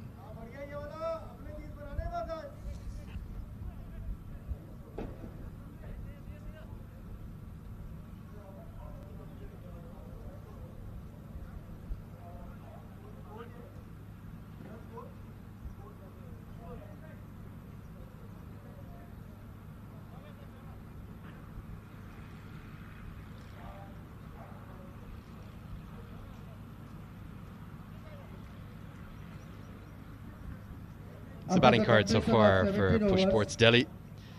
What a rocketing start it was from a pair of 17-year-olds who looked to me to very big futures. Many of the maximums that they were hitting were off some of the premier national team bowlers that make up this bowling lineup for the Nepal Police Club, and no one was spared. Karen KC, Pawan Saraf and Sagar Dakal all went for maximums, but they've battled back adeptly and very ably, much to the delight of the home crowd who continue to come in on a Friday afternoon. And the skipper himself, who picked up a wicket maiden from his last over, is going to bowl his full allocation. A little bit plan B, perhaps. Would this have been in the team talk this morning? Just 1 over for Bandari, 2 for Gulshan Jah, but 4 for the skipper. Yeah, he's done a very good job. He's given only 9 runs in 3.1 overs, taking 3 wickets. So you should bowl 4 overs. He just kept things tight, hasn't he? And it's that slightly ungainly action. It's not the most natural spinning action, but it's proved mighty effective. And outside of that effort at the top of the order from Jain and Gupta, and then the contribution from the one Nepali player in the Delhi side, there hasn't been much to cheer for the Push Sports Delhi. And I think the home team on their own soil are going to be very confident of getting their campaign off to a winning start. And Manjit Shrestha is lobbing the ball. I think he's trying to bowl a lobbing yoga.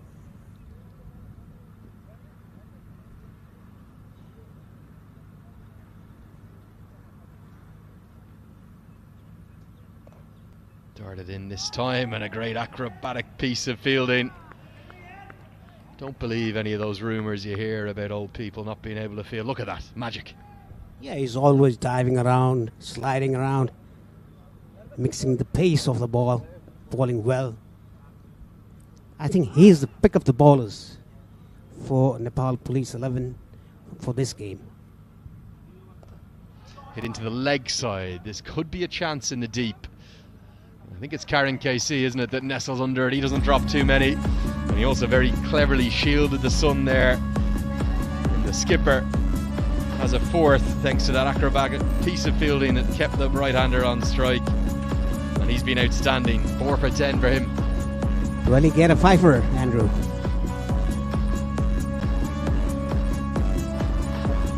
Nicely taken. That is what international players should do. 1-1-1 for 8, Push Sports Delhi.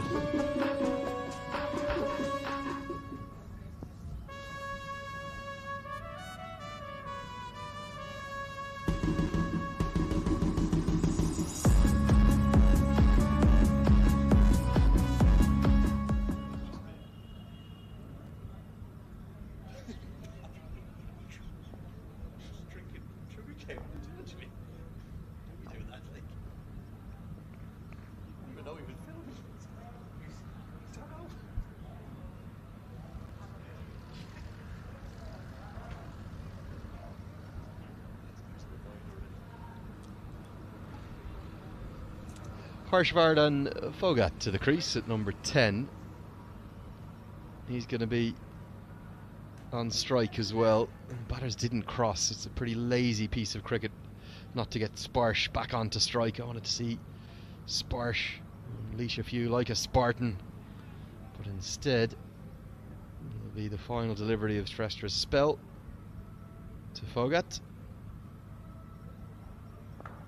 He very nearly gets that 5-wicket haul. A brilliant spell, 4 overs, 1 maiden, 4 for 10. It's 18 gone, it's 111 for 8.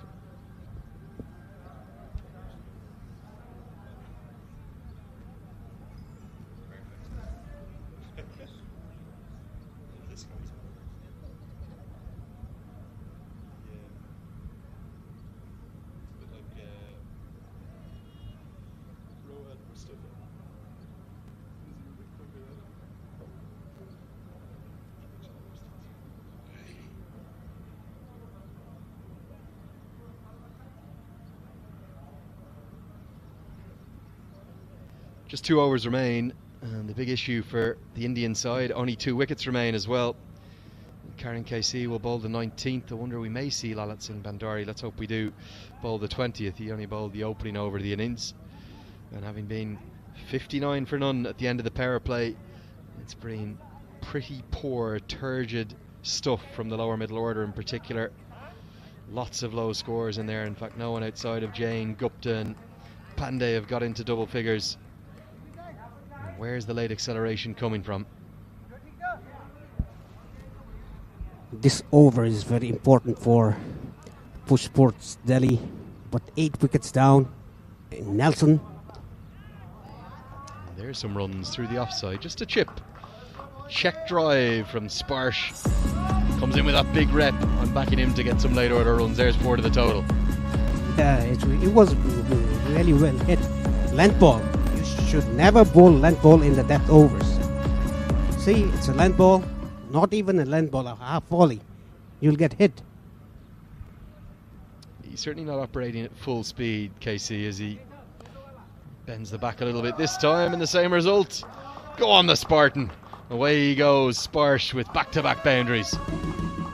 Yeah, this over is going to change the momentum of the game. Think. That's the first boundary, taking the aerial route, just chipping it over. Extra cover. And the second one a bit more convincing. The problem for KC, it hasn't been in the block hole. It's just ended up as long half volleys to be put away. Back on a good length, which is probably better than the miss of the Yorker and being too full, but 9 in just 3 deliveries from Sparsh. Good contribution from him. A good hard length by KC. He should bowl cutters in hard lengths.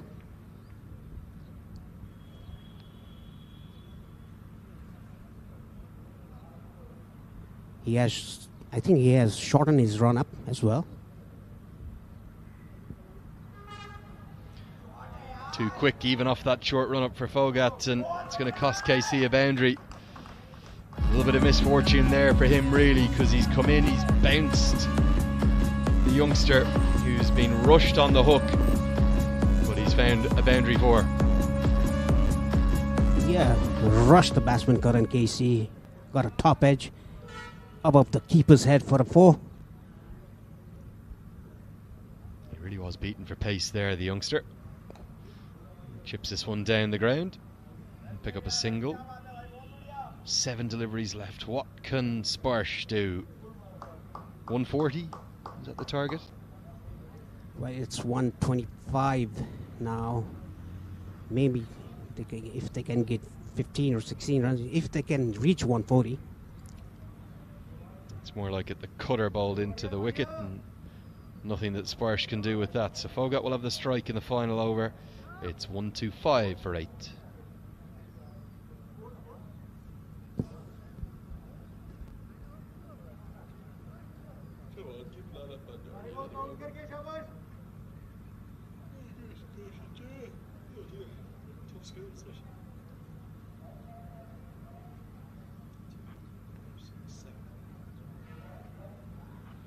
After the completion of 19 overs, Boost Sports Delhi 125 for the 11 loss of extras 8 in this wickets. total of 125 for 8, outside of a couple of nice strokes through the offside from Sparsh and the contributions of the openers and Pandey.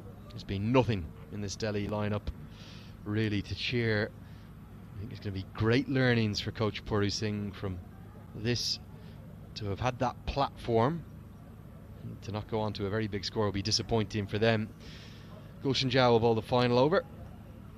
And he'll just want to close things out, keep it under 135 and give his side a nice comfortable chase of something under 7 and over. Yeah, the platform that the openers gave in 6 overs 59 for no loss in the power play, that was disrupted by Pawan Sharaf because of his mind, clever bowling, and continued by Manjeet Shrestha as well.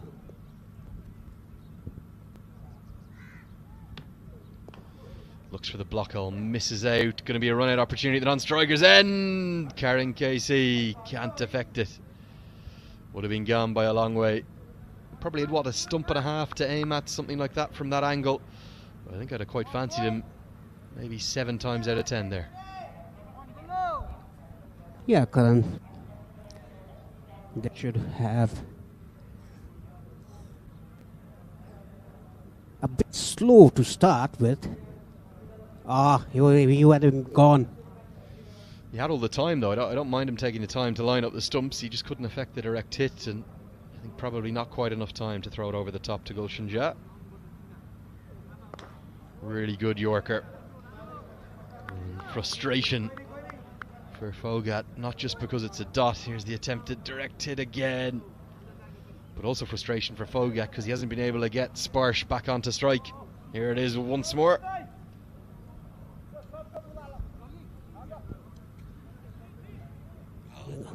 Gone.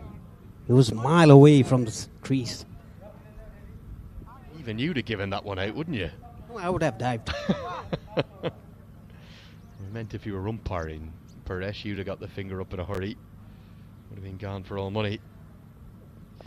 Right into the block hole again, and look at the frustration for Foghat. He's going to get a single just in rather remarkable circumstances because the ball has cannoned into the stumps. The bails have come off. The reason it's been sent up to the third umpire, Vinay Kumar Jha, though, Gulshan Jha had the presence of mind, the quick thinking to uproot a stump. Did he have the ball in his hand when he was doing it? And had Foghat got home or not? Which way is this decision going? So we'll have to see. Let's see. No, ball is not in the. No, it's not. Good thinking from Gulshan Jha. He has to have the ball in his hand. As the stump.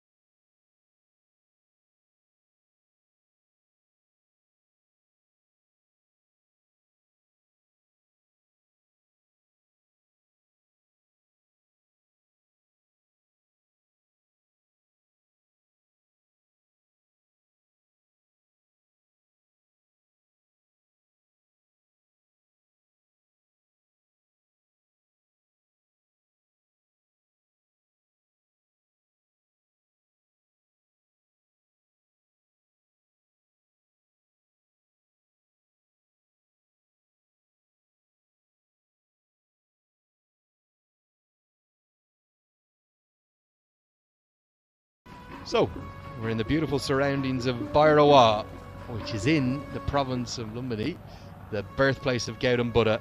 Let's take a look at this.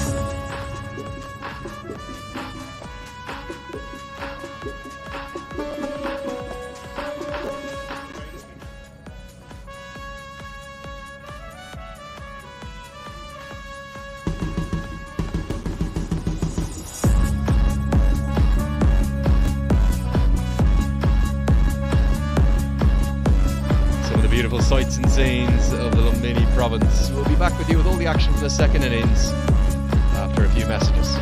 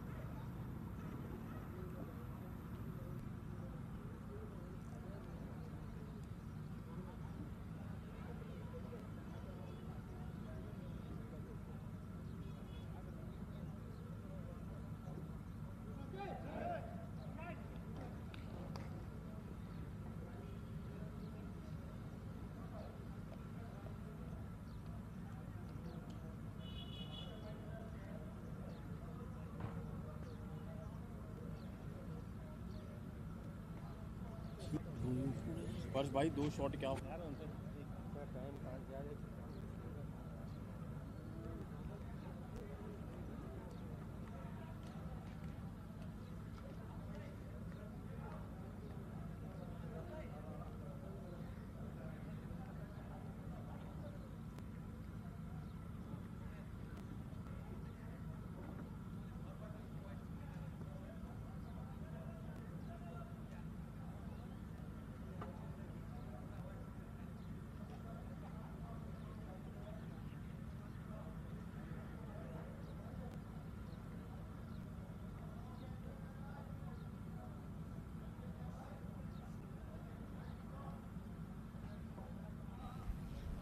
Very happy with the back out against WhatsApp messages.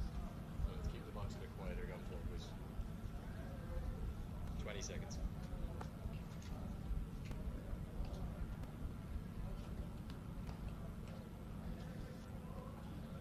I eat my body weight in food when I get back to Kathmandu. It's quite good though.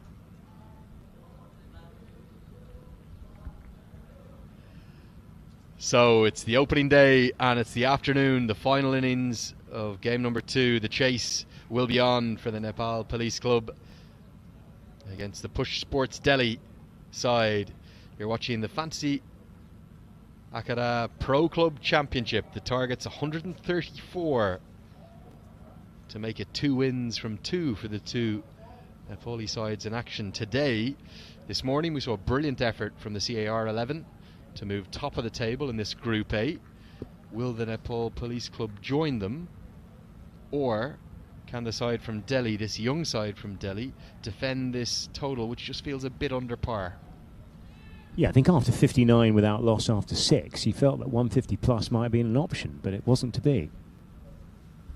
Going to be Jatinder bowling, and an immediate statement of intent almost from Pawan Saraf. He's an outstanding all-round cricketer. He bowled beautifully, and you will not get off the mark in a more elegant or impressive way than that. 4 runs. Well, it's a lovely looking shot. Just lens on it really, long half volley, swinging, but wide of off stump, and yeah, just spat through extra cover. An authoritative start, it's safe to say.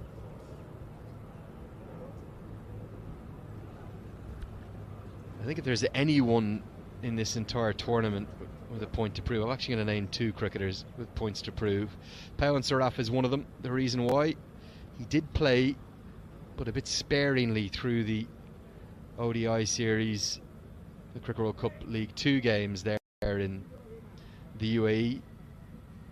Played just twice, once against UAE and PNG, and then he did bowl in both matches, the ODIs against Papua New Guinea, but then he wasn't used at all in the T20Is. So I think he's going to want to make a statement about the way he can bowl in T20I cricket and the way he can bat. The perfect start. Works it into the leg side. Saraf opening the batting with the diminutive Shankar Rana, who we saw in action in the Everest Premier League for the Lalitpur Patriots. There's lots of batting in this Nepal Police Club side. Yeah, there is, and again, I think this format and the the number of games you're going to play across the next 9 days gives you a real opportunity to try and expand your game, doesn't it? Just push the horizons of the game that you possess over the next few days. It's funny, if you didn't know Pawan Saraf as a cricketer and just looked rawly at his numbers in his ODI, T20I and List A and T20 career, you'd think he's a tail-end bunny. He's quite the opposite. He's an out-and-out all-rounder these days. This one short and wide and cut away for what should be a couple. Pawan Saraf's going to have to get moving. He does. We'll get back comfortably for 2. But nice to see him being given the chance at the top of the order here. Yeah, it's one of the best places to bat, isn't it? You don't get much time in T20. At the top of the order, of course, you get a good look at the power play. You got the field in.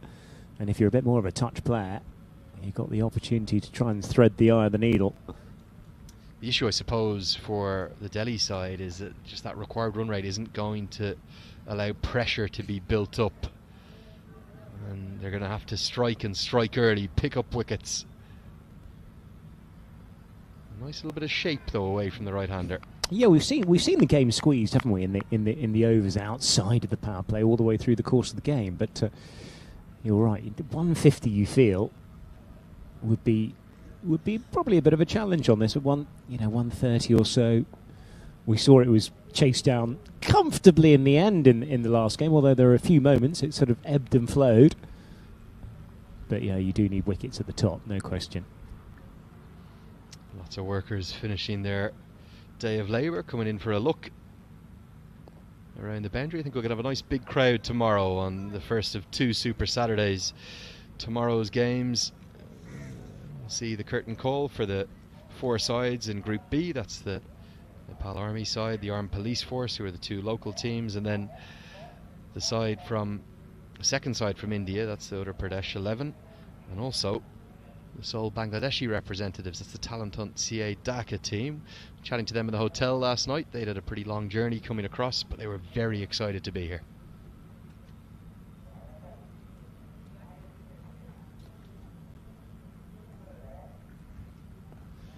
So watchful to close out the first over from Saraf after a flying start. The end of the first, it's 8 for none.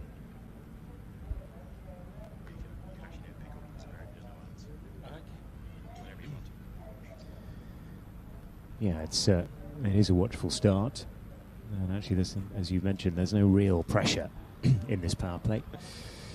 Just the key thing, really, of getting home in this game when you're chasing a total of around about 130 is just keeping your resources in hand. Where the kind of flurry of anxiety tends to come in is if you start to lose wickets at any stage. But 6.5 and over, it tends to be a bit of a dawdle. From a fielding perspective, you're just looking to get that rate north of 7, up to 8 if you can, and beyond. But not easy when you've got the field restrictions in place. Johnny, let me ask you a little bit about your interest and the growth of associate cricket. We see the game ever growing around the world in multiple formats. Cricket World Cup League 2 will swing back into action in the UAE tomorrow as Papua New Guinea have departed these shores to go back there. We see Uganda and Namibia play each other in T20I Women's Series, I believe that is, that Zimbabwe are also taking part in. South Africa are playing Bangladesh at the test level. But there seems to be an ever-growing amount of cricket played in ever more diverse parts of the world. Yeah, it's fascinating, isn't it? And the ICC actually have to be applauded for the growth of associate cricket. And to get what you have now is you've got a really competitive 30 or 40 sides, you would say, in the game. This one down the leg side, signalled as a wide, and yeah, I think we Well, saw back that in the game it kind of dropped off after 8 or 9 sides, didn't it? Or 10 sides, and then there was just a real paucity of talent. Yeah, I think we saw that demonstrated in the Tri Series, the 33rd ranked side in the world, Malaysia beating Papua New Guinea in December in Florida, the USA beating Ireland, a test nation for the first time. And again, they're ranked about 30th, so there's a great depth, particularly in the shortest format in T20I cricket. Yeah, it's terrific, and I think that's mirrored not just in the men's game, but also the women's game as well. And I mean, the developments that, I mean, the game seems to bound along. I mean, I see in the UK the pickup of women's cricket across the board there, but you see that across the emerging nations. Yeah, particularly Thailand, who were so unfortunate not to qualify. There in Zimbabwe, I was down commentating on that event before the word Omicron came up, that none of us knew what it meant, and then it sent things utterly pear-shaped for another couple of months. And there's some very passionate stories about the development of certain associates as well. If you look at the Rwanda story as an example, where essentially you had effectively refugees taking refuge in Kenya and picking the game up in refugee camps, much like the Afghanistan story with the refugee camps in the outskirts of Pakistan or on the borders of Pakistan. And there's a few other stories like that. It's incredible. Yeah, and speaking of the conversation we're having here about associate cricket, do get in touch. You can use that hashtag 23forever, or you can send me in a tweet or an Instagram message to @cricketbadge, and we'll get to some of those actually maybe coming up even in this chase, depending upon how the chase goes. So send us in your messages, anything you want to ask me, Andrew Leonard, or my co-commentator Johnny Barron, or even Paresh Lahani, who we'll hear from in a few hours' time as well. Anything at all about associate cricket, about Nepali cricket, about this competition, how it works, get in touch. Hashtag 23forever, or just send me a message @cricketbadge, or you can even slide into my DMs. Does anyone ever slide into your DMs, Johnny? Well, on occasions there has been the odd sliding into the old DM, but not on a regular basis. I bet you people would look on 5 years ago and say, what does sliding into the DMs mean? But do talk to us. We're going to stay with you. We'll read out some of those messages in the coming overs. Just make sure to use that hashtag 23forever and tag me @cricketbadge. We'll be in touch. But I mean, there was that famous tournament, wasn't there, back in 2007, I think in Guernsey. And I think Hong Kong, Nepal were there, Afghanistan were there, and Guernsey were there. And actually, you look at the sides, the two sides that are really, well, and Hong Kong as well, but that was Division 7, I think, of the ICC trophy at the time, and where sides like Nepal have come from. They're up to 13th. Afghanistan are a full member. I mean, and there are so many other stories like that. It's incredible.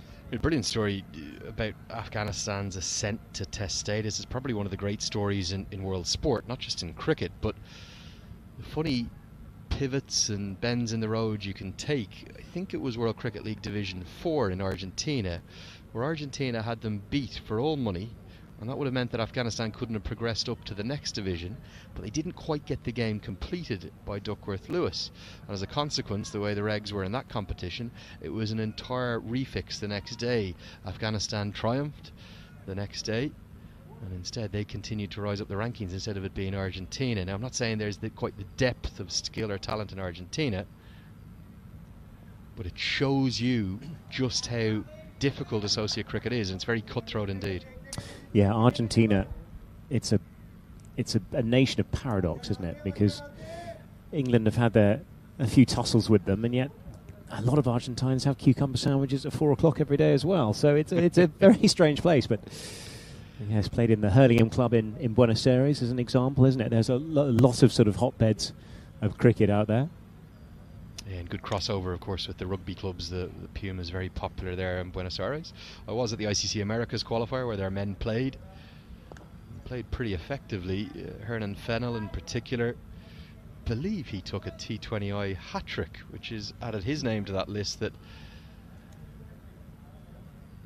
Karen KC has got his name onto. And one of the great moves, we're talking about the development, the growth of associate cricket, has been that move to give all associate member nations, all 106 member nations of the ICC in total, that T20I status. It was indeed Argentina against Panama at the Viv Richards Stadium there in Antigua. Hat-trick for him.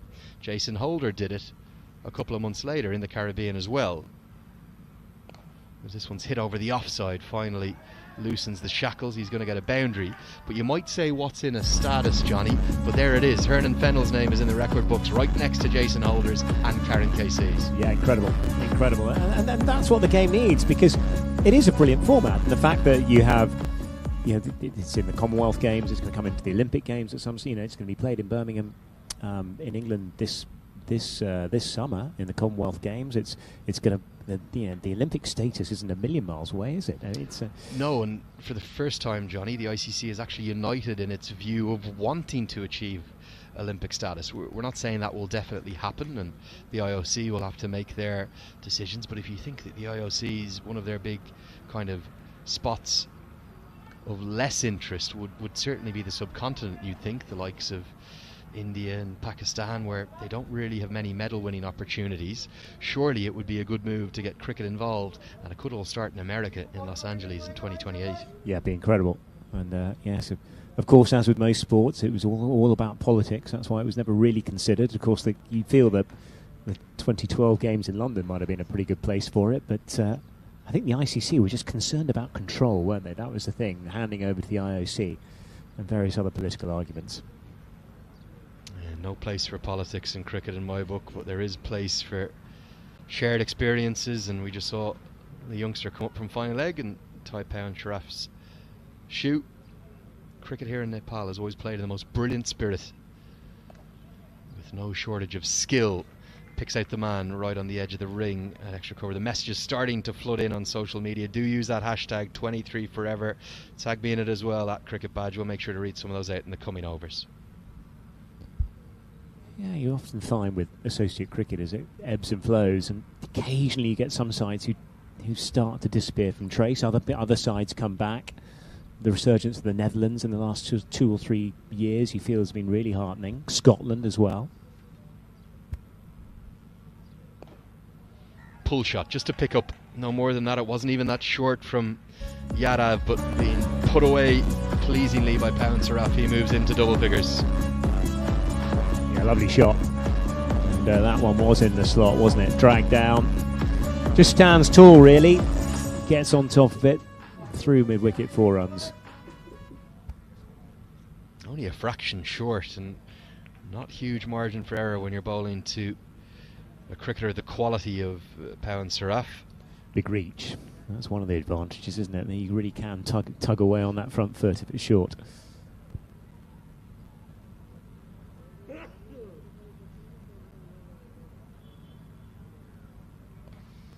little bit of movement again away from the right-hander. Saraf had just planted his front foot a bit, so he couldn't get it away.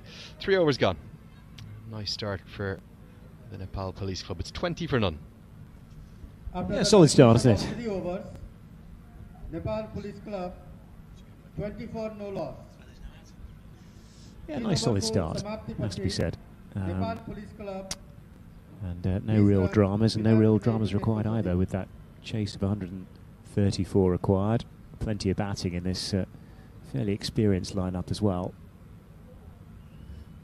But yeah, there's a lot of interest in one of the recent sort of European T20 qualifiers, the likes of Germany getting through from that stage. Italy had the likes of sort of Jade Durham back, and also Gareth Berg, of course, Hampshire, and former South African. So going to be more medium pace, and this one just down the leg side will be a single. Vishesh Sahara bowling the 4th over. Again, a reminder of that hashtag 23 forever. It's in tribute to the late great S.K. Warren. Don't know how much you followed of the memorial service at the MCG. It was equally emotional and beautiful. Yeah, incredible. I mean, when those people sort of sit in a layer above sport, don't they? And that's what Shane Warne's passing was a huge international moment. Driven down the ground as perfect as you could imagine. It would be probably too harsh to describe that as a caught and bowl chance, and Sarif just stands and admires his work. Well, safe to say he got hold of that, and it was in the slot, but he still had to hit it, and he hit it very hard indeed. Stand deliver stuff, really. Oh, well, it went through his hands, but never easy when you're on your way up as a bowler. Didn't really get anything on it though, so I think pretty harsh to adjudicate it as a drop chance. Never any fielder straight down the ground, or their quick single was followed up by Saraf, who looks really in the mood today to make a statement at the start of this tournament.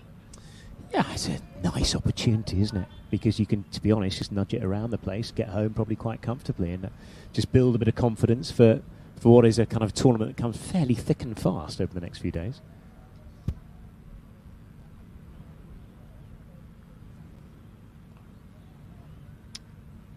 No piercing of the infield this time, and certainly this Delhi bowling attack looks to be a little innocuous to start with. Probably going to see the introduction of spin sooner rather than later.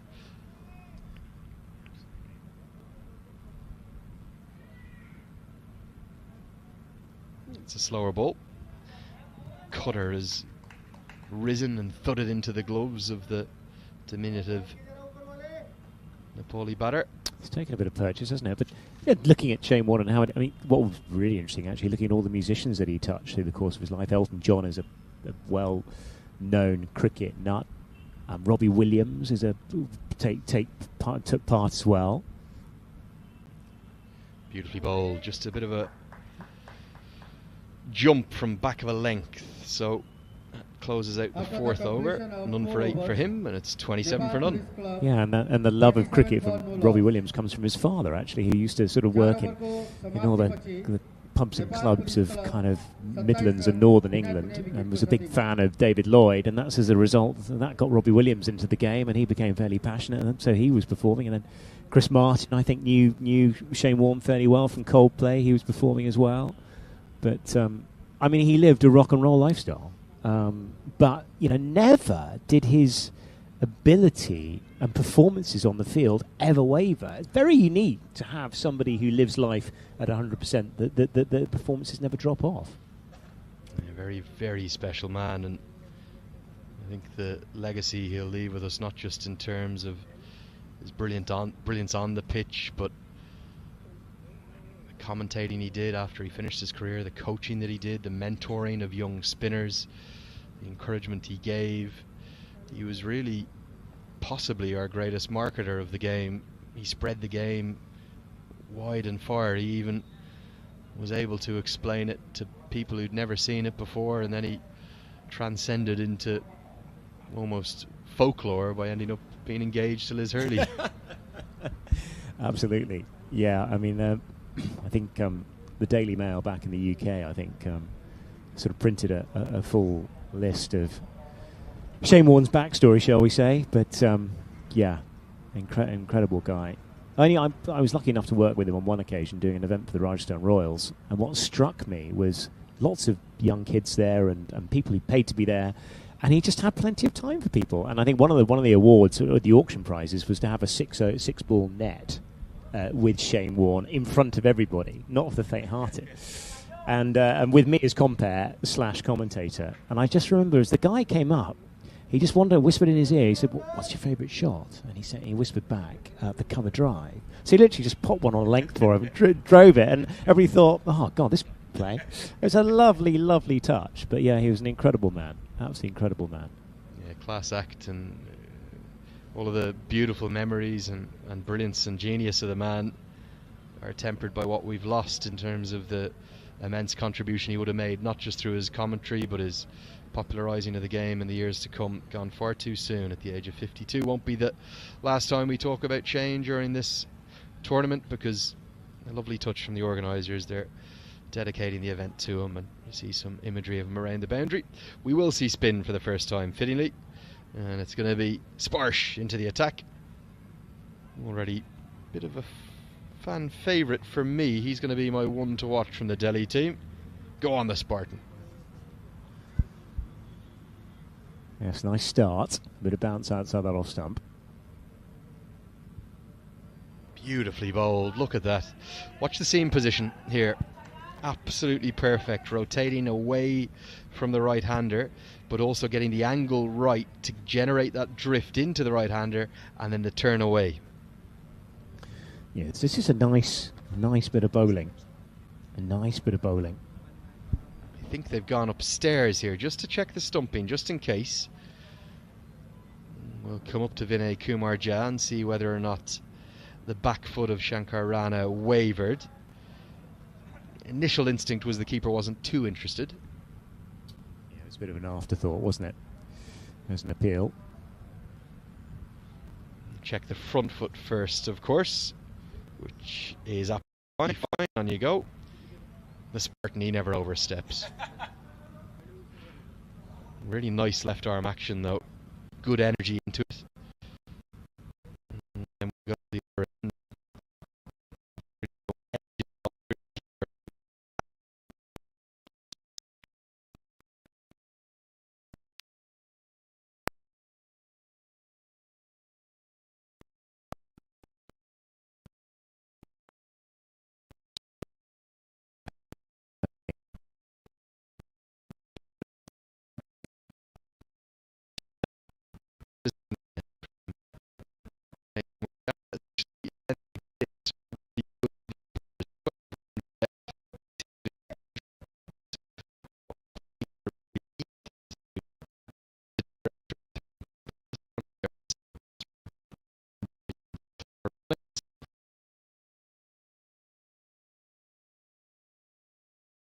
It's a pretty good start to the day.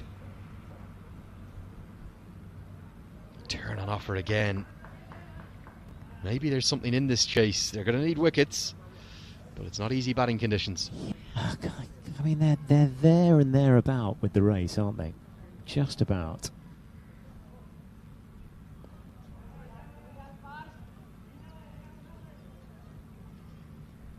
It could get interesting because we found, haven't we, after the 6 overs, when you've suddenly got a bit of protection, you bowl a strong set in those middle overs, get yourself right back in it. A couple of scalps required though. Too short this time, and despite the turn that's on offer, it's easy at that length to place it into the gap, and that's exactly what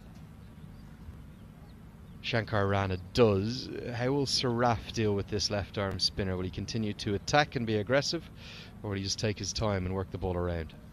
Yeah, interesting.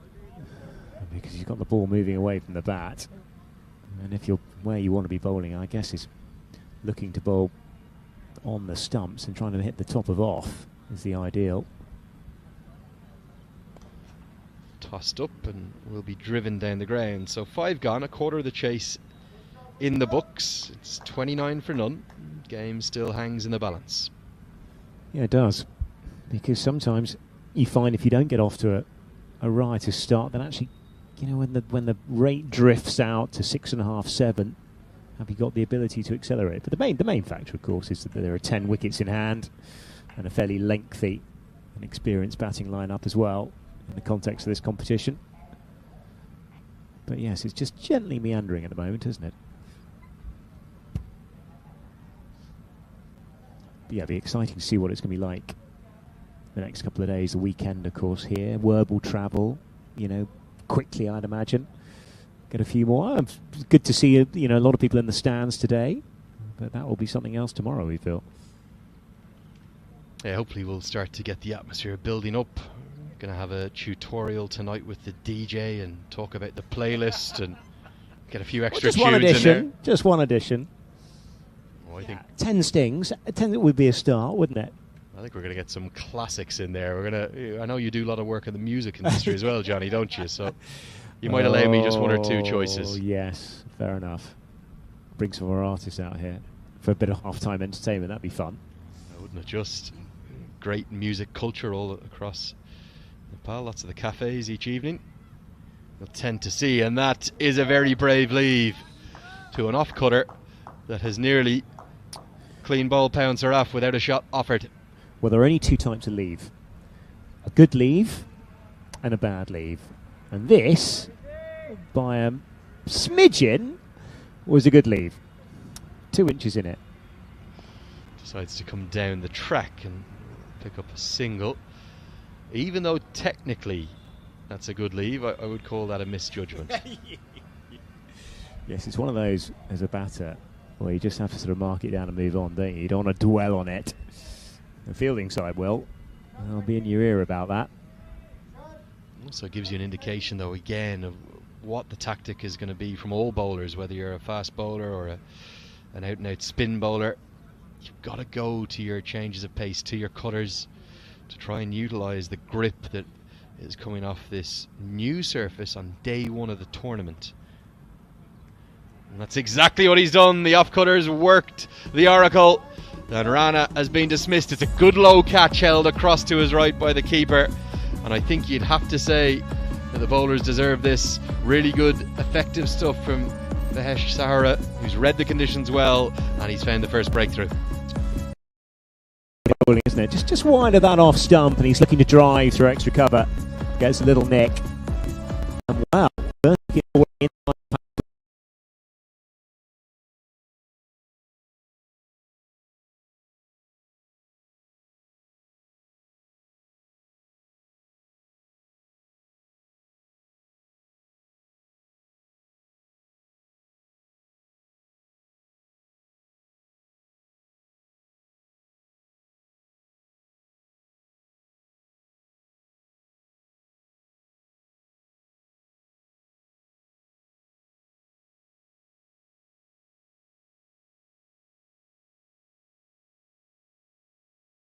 yeah, it is just flat-footed, isn't it? You've got to go somewhere with your feet, especially if you're looking to drive a bit of width. Look at the man issuing all the instructions. He's not the captain of this side, but he has the local knowledge. Ishan Pandey, a very talented young left-handed cricketer. I'd love to see him back in the international side in years to come. Probably not in the shorter format, but in the 50-over game. I think he definitely has something to offer. He's very fit, he's very dedicated, he's a very smart, intelligent cricketer. I'm talking to him before the game today. He said, I'm going to be using all my local knowledge to tell the Delhi boys exactly what to do on these kinds of wickets. He's played on these not just here in Barawa, but all the way around the country. It's not like the TU International Cricket Ground here. It's not the run-scoring paradise. And it could, and so nearly was, be 2-2. Dilip Nath to the crease, another Nepali international. He had a very poor day with the gloves, off to a tentative start with the bat. He is indeed. And that could easily have gone anywhere. Could have found themselves 30 for 2, which would be considered a fraction careless at this stage of the game in the power play.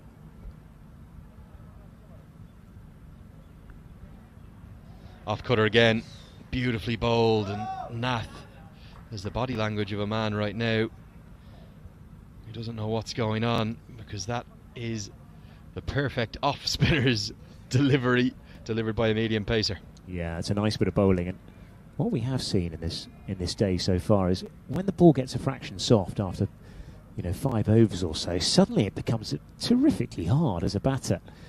Ball grips. Full pace delivery that time, and that's the brilliance of wickets like this, and reading them effectively and learning how to bowl your cutters. Your full pace delivery is your surprise. You get to the end of the 6th over. He's got 1 for 9, and the score is 30 for 1. Well, there we go. Still a lot of work to be done here in this game. 105 to win? That's going to take some going. It really is. End of the power play. But After the completion of 6 overs, I think actually at the outset we thought this might be quite a comfortable chase, but it's very, very far from the point. That is the power play done. And that's been signalled by one of our 2 standing umpires today. It's Manjul Badarai and Lindamuddin Halwi who are standing in this afternoon's game. Probably a good idea, actually, not to have the same umpires stand back to back in that oppressive heat out there. Well, every day is a fielding day for umpires, isn't it? I mean, it's a grueling job at the best of times, but in these kind of conditions, very, very hard work. Yeah, it's funny. You might just think they're standing there, but that's not the point. It's mentally and physically exhausting, particularly in humidity and heat like this. Just comes a little more round arm, slip in place. Pounceraf knocks it down the ground. How Dilip Nath will approach the left arm spinner here will be interesting. Yeah, it will be, because it's a totally different set of dynamics now, isn't it? With the left-hander with the ball turning into him. It means that anything straight to him, he's got an opportunity to score away on the leg side, but dancing down the track to anything outside the off stump is a fairly perilous and hazardous occupation.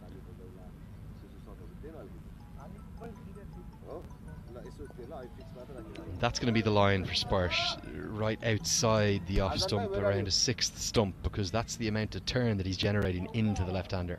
Yeah, get it to grip. That's the key thing. Find that in-between length. Keep the half volleys in the locker. Slog sweep comes out and straight to the man in the deep, who feels pretty effectively to keep it to just one. But with the required run rate now pushing up towards 8 and over, every ball where it's a single or a dot is going to bring that required run rate into play. Yeah, just the one wicket lost thus far, but you've got a feeling there was a flurry of them at this stage in the first innings, and that was after a strong power play. Look at the turn. It's turned square. This is the stuff of dreams for any spinner. The perfect conditions. If you get it on a good length, which is not too full, you're right in the ball game. You are. As the ball gets softer, it plays more and more of a role.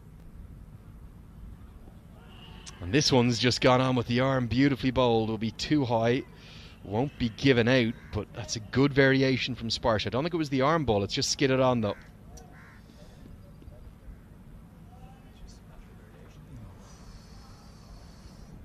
It's a lovely bit of bowling. Lovely bit of bowling. Hit down the ground towards the long on fielder and wide of him. It's gone all the way, in fact. It was dragged from quite wide of the off stump, and Pounceraf has his first maximum, and a pretty timely opportunity for the Nepal Police Club to get their first 6 of the chase. Yeah, it's a good pick-up. No question about that. Got it wide enough as well. And one of the rare full balls we've seen, really, because that's a length you can really attack. Yeah, it's just plonks his left leg down the pitch and dispatches it up and over mid-wickets. Decent bit of batting, that, to be fair. Just as well that gate wasn't open. We'd have had another replacement ball that would have rolled away. Johnny, I'll thank you for the moment. We'll have a commentary change. Paresh Lani will come in and join me. Andrew Leonard, great to be with you. We're here in Bairoa. We're going to see one of the young Delhi bowlers come into the attack.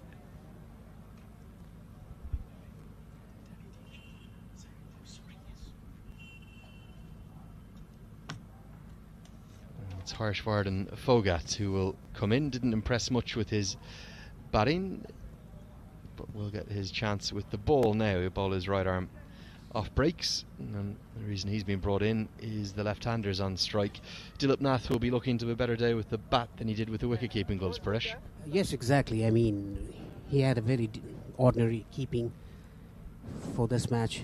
He has to bat well and get his team through.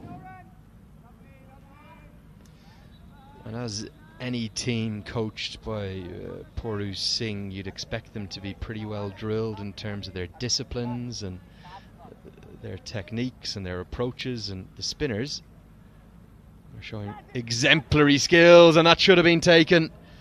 Oh, that's a big moment. It's not just going to be a drop catch, but it's going to be 4 runs as well, and I have to call this one. This is a regulation chance at first slip. It should have been held on to by Aditya Jain.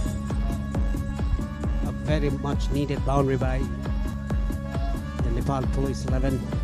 Let's look at the replay. He was a bit late, I think, for that. The ball was not that fast. No, that should have been held. Beautifully bowled. It was drift, it was dip, and it was turn. Exactly what you want as a off spinner to the left-hander, and imagine that had been taken. Dilip Nath would want to write the 8th of April off from his memory. Let's look at that. The ball was not that quick. He was too late to, And now the reverse sweep comes out. I think this is going to get 4 because the outfield's pretty quick. Then it goes to the tribute to the king of spin. Hashtag 23 forever. 4 runs to the total. This time, full control from Dilip Nath. Yes, exactly. Reverse sweep. Done it well, picked it well. And then moved to 46 for 1. The current run rate is 6 now. In 7.4 overs, 8 runs already off this over.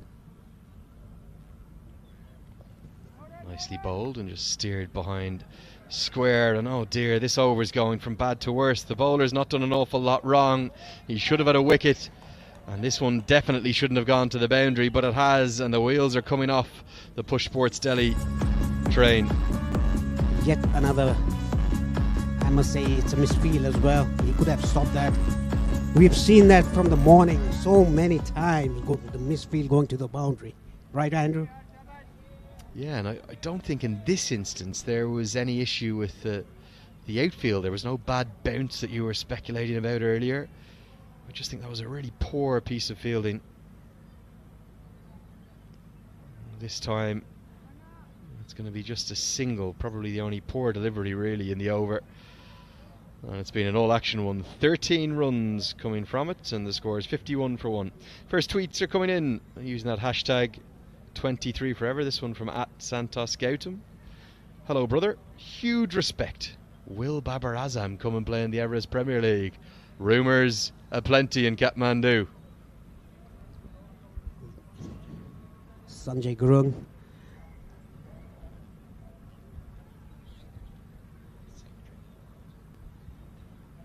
He's the secretary of Province 4, I think. Rupandehi Cricket. Yeah, the secretary of the Cricket Association of Rupendehi. The great man Sanjay Gurung, always smiling whenever he's umpiring. And might be listening in at home and wondering where was Paresh's answer to the question about if Babar Azam is coming to the Everest Premier League or not. He seems to always dodge my question, so I'll ask him again. Could we see the Pakistan legend come to Kathmandu? We've seen one last year in Shahid Afridi. I have no idea, but I don't know. He might surprise us. Paresh back on the fence after a brief sojourn over to the river. I'm going to see some spin from Ishan Pandey. Bowlers off breaks will know these conditions very well. His part-time spin has become more and more of an asset to him to go alongside his left-handed batting. Bowls right arm off breaks, and again he'll have the left-hander to bowl to, which he'll enjoy. Yeah, he should be doing what Pawan Sharaf did. Give some air. Oh, that's a good start. Seen great demonstrations. If you're a young spin bowler watching on at home and you're wondering what you should be doing with the grip and the angles that you're trying to bowl with. For the finger spinners here, your index finger and your middle finger together on the ball, the thumb can be on or off that, but look at the seam position they're getting. It's that angled seam with the revolutions turning perfectly, and if you bowl it down the seam, you can even get it to land on the seam, get that extra bounce. Look here. Well, that's actually the mix-up, isn't it? That's the flatter one. But when he bowls a regulation off-break, just look at the seam position. Really good from Ishan Pandey, just like it was for Pawan Sharaf. Yeah, the off-spinners for the right-handers, they are darting it in. They are bowling a bit quicker than they are bowling to the left-handers. There's that seam position, and then that generates that turn. And also the inconsistency in bounce. If it lands right on the seam, it might jump up. If it lands on the shiny side, it might skid on and not turn as much. And if you can get a drift, and that will be lethal. Deft touch this time though from Dilip Nath. He's making full use of that life, and the fans are alive to pick it up down just outside the rope. 4 runs to Nath behind square on the offside. Yeah, he played it late, very late to get the gap between slip and back of point. Beautifully done by Dilip Nath. Yeah, really nicely played. It's a funny old game, isn't it? Cricket, you can have a life. He should have been dismissed for just one. Instead, he's now 19 off 14. And you can just need moments like that when you're going through difficult patches. He didn't do an awful lot in the international games, although he did keep wicket. He had 2 ducks in his last 2 appearances, and then just 15 not out against Malaysia in the tournament opener in the T20 format. So that'll get us to the end of the 9th over. 6 runs coming from that over. It's 57 for 1. Where's this game going, Paresh? Well, it's balanced now. Let's see, the run rate is 6.33. 57 for 1 in 9 overs. I think it's still imbalanced. The target that they need to chase down, 134, which is just over 6.5 and over, and they're going at about that, and they have 9 wickets in hand, and they have the trump card of Karen KC's gigantic power hitting if they need it.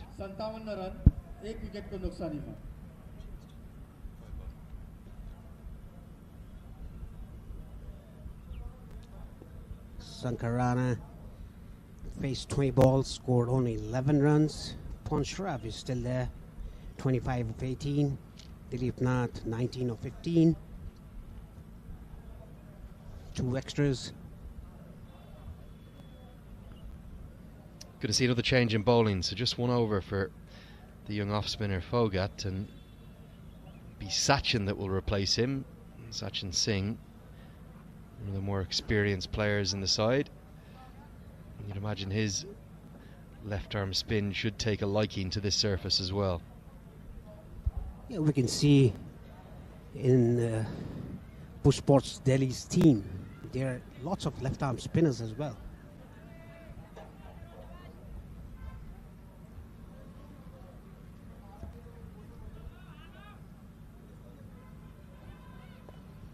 Big hit attempted, and the change of bowling could bring about a wicket. It's been put down. Oh no, this one should have been taken. He never quite looked settled underneath it, and sadly hangs his head in shame. It's young Anindo Naharai. Difficult for the 15-year-old, but this one should have been held on to. Yeah, he was never in control of his body, or he never judged the ball, and it swerved away from him. 15-year-old lad. He just didn't quite get into position. You've got to be balanced in whatever you do in cricket. Your head position's always the key to that, whether you're batting, bowling or fielding. And there, his head was just all on the move. But a perfect start from one of the more experienced players in this Push Sports Delhi side. 2 first-class matches for him. For the Bihar side, both this year in February, so making his way in the game. 24 years of age. Tossed up and plonked down the throat of long on, and this one will be taken. No huge celebrations because 2 catches have gone down, but this one's been clung on to by Pranay Prasad, and good reward for Sachin Kumar Singh. Excellent start to his spell. Yeah, Dilip Nath again making a mistake. He shouldn't have done that. He should have just played on, got singles, moved to the non-strikers end. No need for that shot anyway. No elevation whatsoever. Straight to the fielder and long on. So after 2 chances for the second wicket to fall, it's 3rd time lucky. Nath is dismissed for 19. It's 58 for 2.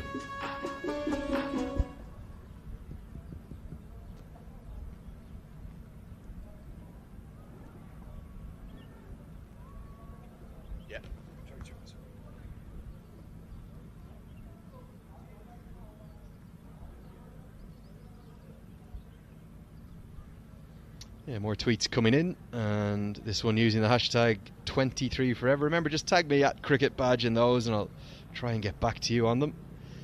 Asking, why is Dipendra Singh Airi brother not playing?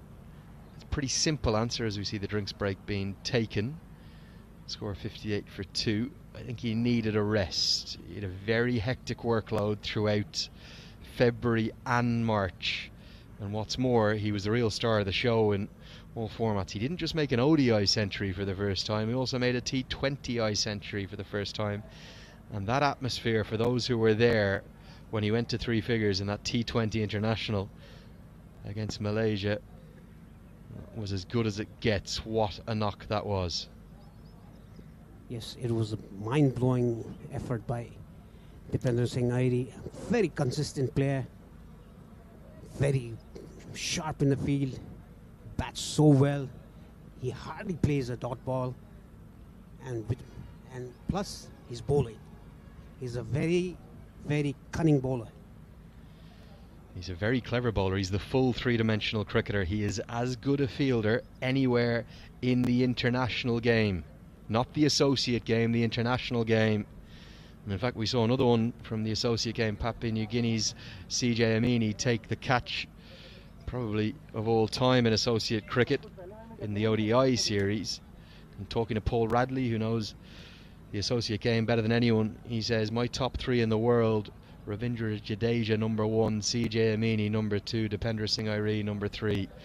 That's how highly he rates those two fielders. The speed and athleticism with which Dipender Singh Airi shows, the agility, just phenomenal to watch. He's effervescent in all three formats, and long may it continue. I was interviewed just after the series and asked for my reflections on the series, and I thought one of the biggest things I took from that tri-series was the fact that new heroes, new legends of the game here in Nepal were being born. We get back to the action. It's always been historically about Paras Kadka, about Shakti Gochan, about Basantha Regmi, but the reaction that the crowd gave to Rohit Paudel and to Dipender Singh Airi in particular, even young Muhammad Adil Alam, it showed that the next generation of stars are being born. And speaking of those, there's one potentially at the crease now. This is a young man with a big reputation. Tell us about Arjun Saud. I don't know much about him. I know about Pawan Sharaf though.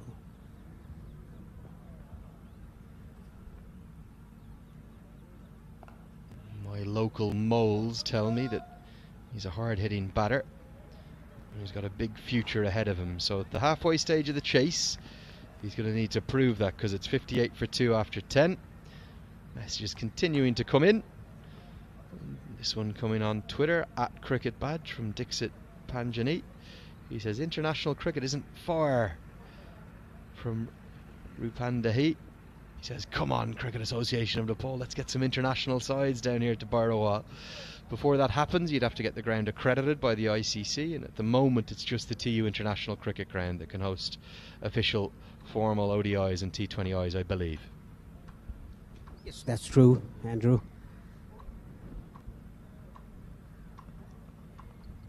After the completion of 10 overs, In fairness, Paresh, my first view of this ground, I am impressed. There definitely needs to be some infrastructural developments, but that's what the local Cricket Association is doing, developing this main grandstand that we're sitting in here, that will hopefully be completed in the coming months.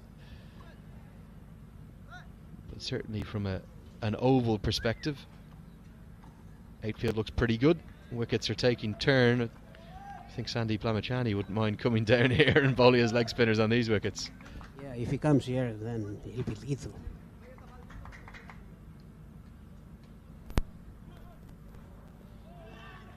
Half an appeal, just a stifled appeal. More messages coming in on the screen there, and nice to see that tweet coming in referring to the return of Lalit Singh Bandari.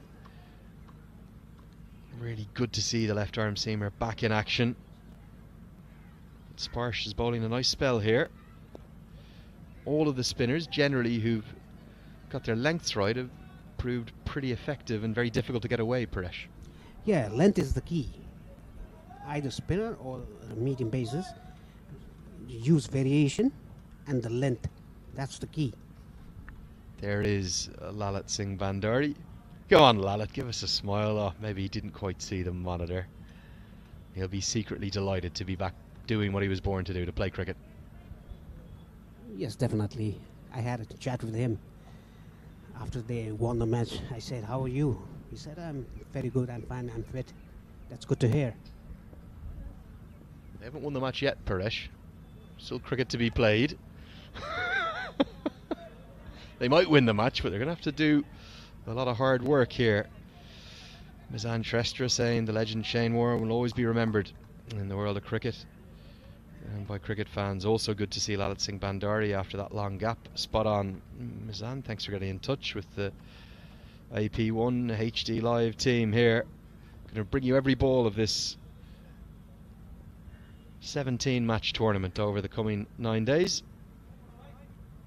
Beautifully bowled again, right on the money. It's the perfect left arm spinner's delivery, that around the wicket to a right hander. Yeah, exactly. And the ball was not tossed up, it was flat and had a turn. It's very difficult to play those.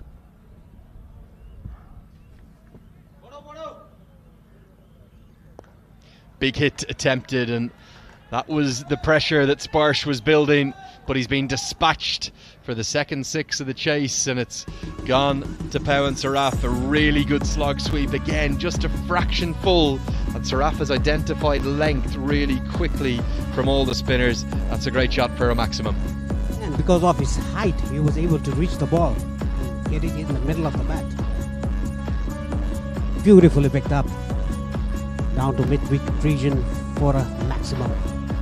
Got a great example of it on that replay. Is a small trigger movement. The front foot just presses, trying to assess the length, and then as soon as he knew it was full, so that's your eyes, you've got to keep your head as still as you can as a batter, and then as soon as he knew it was full, he said, right, I come out with the aggressive shot. And these days, particularly in the T20 game, even if the fielder is out in the position that they're targeting, look at that there, the press, and then bang, away he goes. He knows long on is out, but he says, I'll hit it over his head. Yes, exactly, and his height made that possible as well, to reach the ball.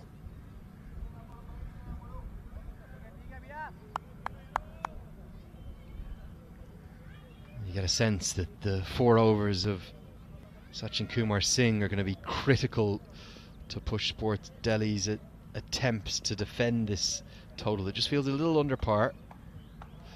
And what did I tell you? It's not just 1 wicket in 1 over, it's 2 and 7 balls, and Arjun Saud looks back at the wicket and says, what's happened there?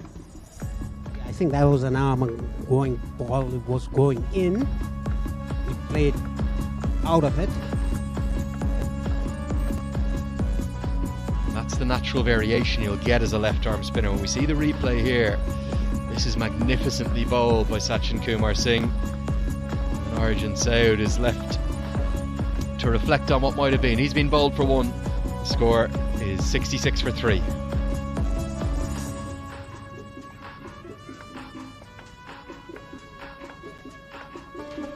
Here's the replay. Drifted in, it's just skidded on with the arm, the big gap between bat and pad, and the middle stump is rocked back. He couldn't believe it, the batsman. He was bemused. Beautifully bowled. Gulshan Jha is going to be at number 5. I think he's asked Arjun Saud as he walked past him on the way back out, can you give me my bat back? And they've done the classic switch. Didn't know what had happened, did he? Arjun Saud, but that's the brilliance of a turning wicket. If you can get a couple to skid on, even if that one, it might not have been intentional, often you just get that natural variation. You still have revolutions on the delivery, and there was spin in it, but it's just skidded on and straight through the middle. What's happened? Yeah, actually, he was really bemused there. The batsman, he was looking at the pitch, looking at the stump. A very good bowling by Sachin. Gulshan Jha will have the benefit of being a left-handed batter that he is against left arm spin of Singh. That might have been the reason he's up at number 5. I thought he might come in at number 6. Beautifully bowled again, just skidding on. It's going to be a bye that will be sprinted through. I'm sure that will be signalled as byes. It will. Gulshan Jha was keen to remind me this morning as I was talking up his bowling. He said, I bat 2. Going for an extravagant drive, but misses the ball completely. Gulshan Jha. Pawan Saraf on strike. Let's see what he has in offer for Sachin. 67 needed of 52 balls. 7 wickets in hand. It's pretty doable.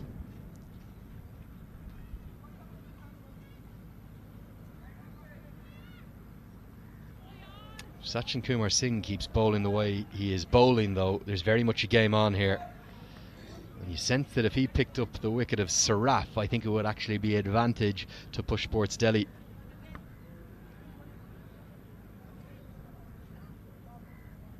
Oh, look at this. Surely, yes, skidding on. That is a brilliant piece of bowling.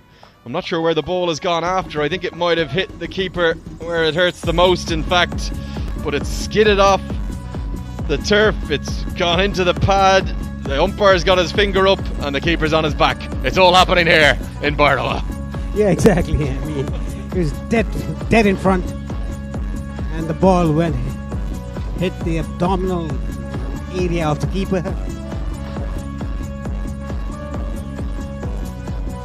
Let's take a look at this replay. This is again excellent bowling.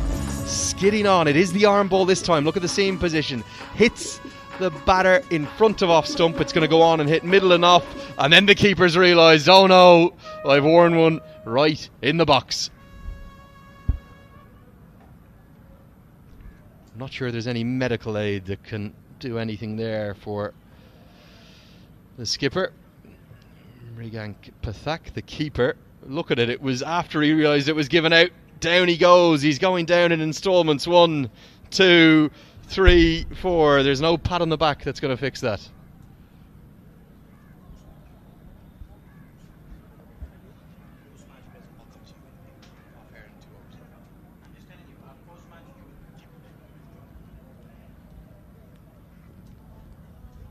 So 2 wickets in the over, albeit the second one in slightly dramatic circumstances, but it was the big one I was just speculating about. Would it be the wicket? Oh, there it is. I've never seen that before. An LBW. Look at the delayed reaction. He was appealing as the captain should have, as he's the keeper. Then the finger went up, and then the pain hit. No, actually he appealed. Then he realized that I got hit where I shouldn't got hit. That is why he fell down. Oh, this is excellent left arm spin bowling of the highest quality. And he just does it with a shrug of the shoulders. Prem Tamang to the crease at number 6, and all of a sudden it looks a tall task for the Nepal Police Club, albeit that they'll have Karen KC coming in next. Yeah, I think Nepal Police 11, they are a bit of trouble. I wouldn't say they're in deep trouble. Even Manjeet Shrestha, the captain, can hit the ball hard. What an over that was. He's bowled 2 overs, one of which was a maiden, that most recent one, because the only runs were a byes, and he's got the excellent figures of 3 for 1. And there's a very, very concerned Lalit Singh Bandari looking at the monitor there. With 12 overs gone, the score is 67 for 4.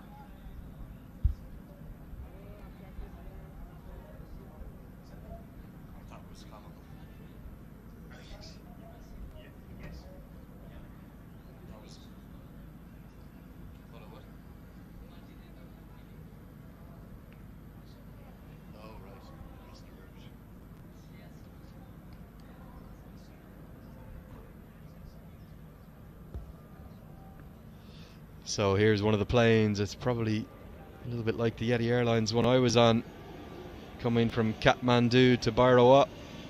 Actually going straight over the ground pretty much, isn't it? You can hear it maybe even in the background there. Twin propeller planes that fly in and around the Himalayas. And I think the Delhi side have decided it's absolutely spin to win. They're going to turn to another spinner. This time it's Mayank Gupta.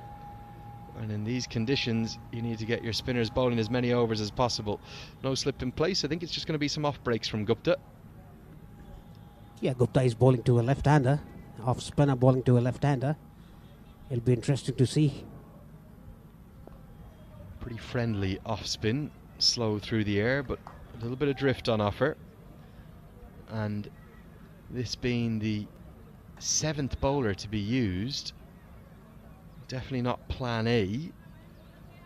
The Nepal Police Club need to be really careful, and I'll tell you why. That required run rate is going to come ever more into play. It's over 8, approaching 8.5 and over now, Paresh. Yes, exactly. I mean, they're pretty down, well bowled. He's giving air to the batsman, enticing the batsman to go for a big hit. As soon as you get up north of that 8 and over mark, particularly in conditions like these, which don't look to be too batting friendly, if you have 1 or 2 bad overs, you get yourself into big trouble. It's all about momentum in T20 cricket. Really tossed up beautifully, teasingly, temptingly. Surprised to see no slip in place. Mayank's landed him nicely.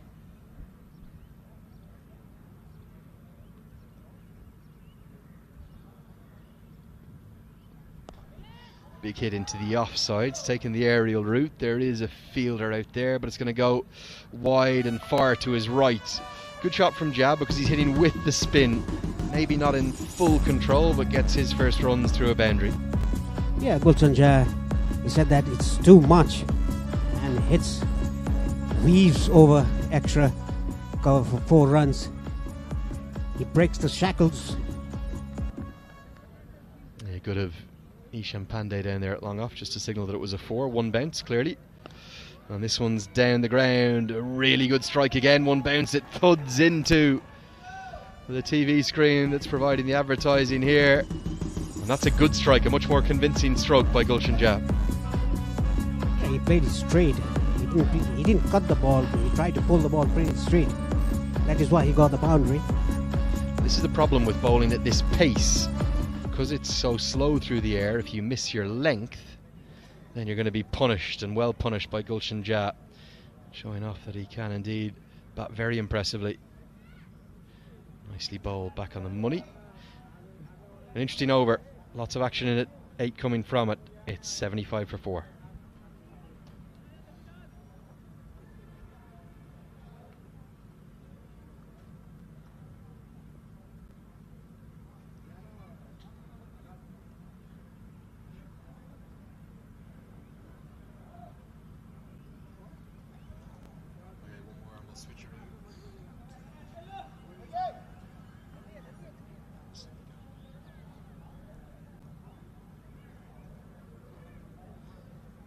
Three for 1, remarkable figures from a left arm spinner of the highest quality.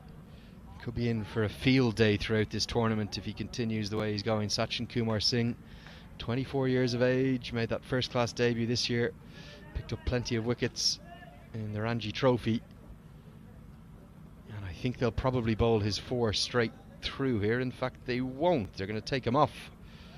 Bit of a surprise that for me. I thought they would have liked to press home the advantage that they're building. They're going to go back to Sparsh from this pavilion end. Would you have not surely kept Sachin Kumar Singh on? Yes, I think he should have completed his 4 overs. There was a new batsman, and he could have taken another wicket as well. It's not too often I'd have had the figures 3 for 1, but when I did, the captain was literally never getting the ball out of my hand. He could have come over and said, Lenny, you're off. I said, no, I'm not actually. I think you're wrong there. Can't surely give the ball up if you're bowling in that kind of a rhythm. Spin in particular is so much about muscle memory, landing on that same length over and over. Surely you keep him on. Yeah, apart from that, he was bowling so well, and there's a new batsman in. Back of a length and sharp turn, and Prem Tamang stares back at the umpire saying, how can I play a shot at that? That was definitely not a wide. Sharp turn there.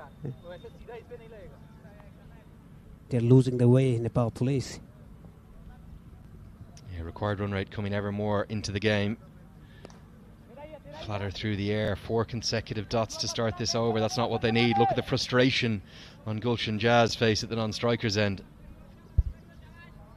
Pretty well bowled by Sparsh. 3.4 overs, 18 for no, not. Punched away into the offside. The brilliance of left arm spin to right-handers in conditions like these, or if you go wide of the crease like Sparsh did there, everything's angling into you. And then the sharp turn away, it makes it a very difficult combination for everything but the very highest quality of batters.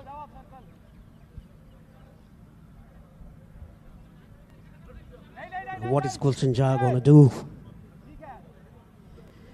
He has to hit a 6 or a 4 in this last ball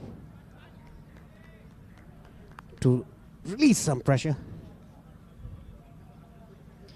Tries to do it and it nearly pays the price. That's a audacious shot from a young man who needs to not get too frustrated out there. He nearly lost his off stump and lost his shape with the stroke completely. 14 gone. With a commentary change, Johnny Barron will join Paresh Lahani to guide you through the last 6. The score is 76 for 4. Cheers, boss.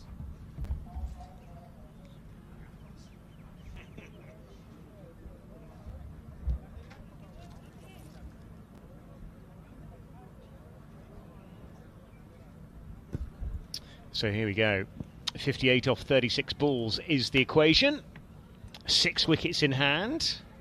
Not dissimilar from where we were in that first game. But you have to say that the fielding side, without a shadow of a doubt, are in the stronger of the two positions.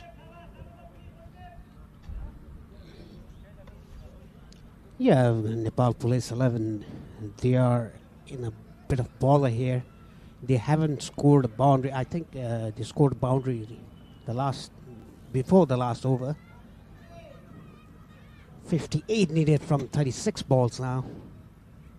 The current run rate is 5.43, under 6. Yeah, so it's been all the way like that through the course.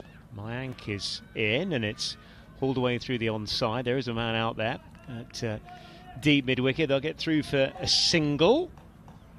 6 wickets to play with, 58 off 36. So basically it's 10 runs and over from here, which is a bit of an ask outside of a power play. Yeah, it is. A bit in a bother. Now, someone has to go after the bowling.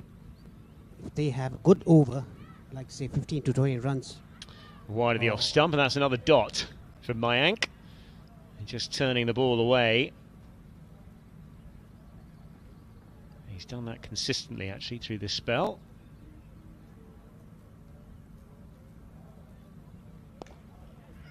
He's got all of that through the offside. And it's fielded nicely out there at deep extra cover. I'll get back for a couple of 2, will they? Oh, only just. It was very tight, actually. If that was a tighter throw, they might have struggled. But they did get home in the end. Yeah, the throw from the boundary was very flat, very fast. The bowler could hardly catch the ball.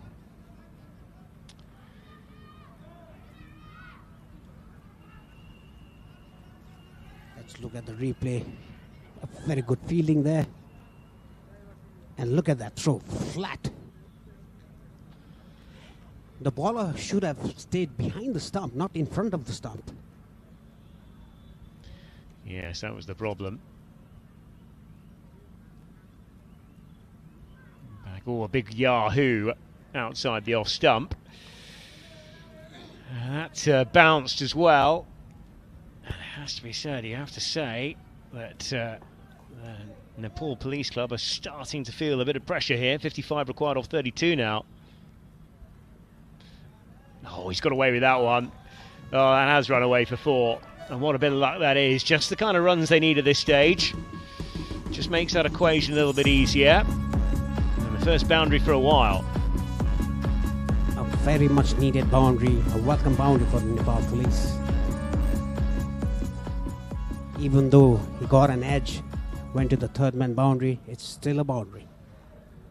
They need that. There's plenty of that. They need plenty of those. They do indeed. That's shorter, and that's smacked through the offside. I'll just get through for a single. That's the kind of scenario they need. Just singles and boundaries. They need to get up to 10.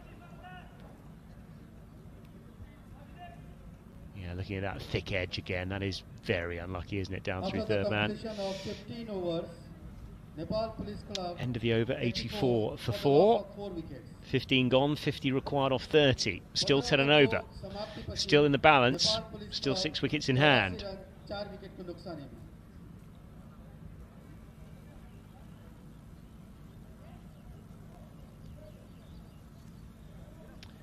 Yeah. Nepal And, police क्लबलाई जितको निम्ति 30 बलमा 50 रनको आवश्यकता।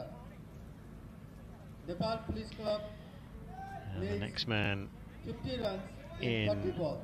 Yeah, Shamrande is there.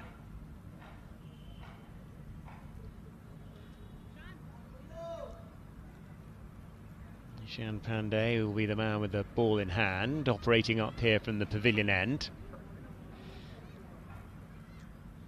Gulshan Shah on strike. Let's see this over. This over has to yield minimum of 15 to 20 overs to get Nepal Police out of the danger area. Yeah, absolutely. Operating right arm round and looking to go with the angle on the leg side, but not getting anything on it. And this is it, isn't it? Just dots, just building a bit of pressure here. And that rate creeping up above 10 and over.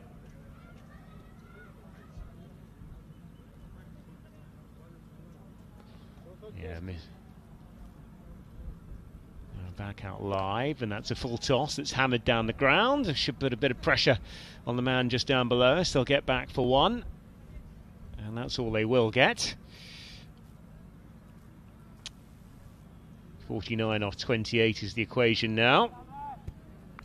Prem Tamang is taking the strike now for Ishan Pandey. Prem Tamang is, I think he's making a comeback in club cricket after 3 years. Yeah, he's just got the 2 off 8 balls so far, so he's going to have to up that rate to get competitive here. And actually all the spinners have done pretty well. Ishan Pandey has bowled particularly well, actually. Pace off the ball has been the key outside of the power plays all the way through the course of this game.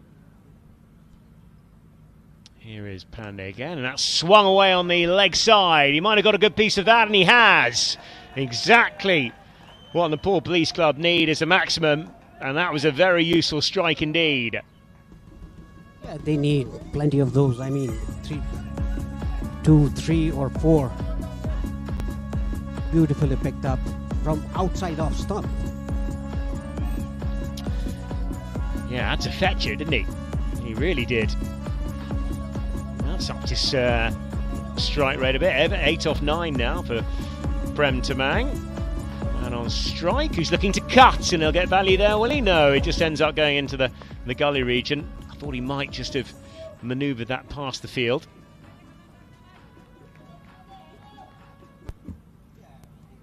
It was right in the slot, and he picked up very quickly. There was a fielder at long on. It went over his head. Pandey back round the wicket. That's dug in a little bit quicker, and Prem Tamang misses out on that occasion. Quite a nice change up, nice change of angle as well. I think that was probably 125, 130 kilometers per hour. Yeah, that was a change up. I think absolutely would be the right way of describing it. Not a bad thing at this stage of the game. Still operating around the wicket, and Prem Tamang drills him down the ground, gets himself outside the line of the off stump to play that shot. Another single added. It's the end of the over. It's not a bad over as far as the Nepal Police Club are concerned. 8 coming from it, and it's 92 for 4 off 16.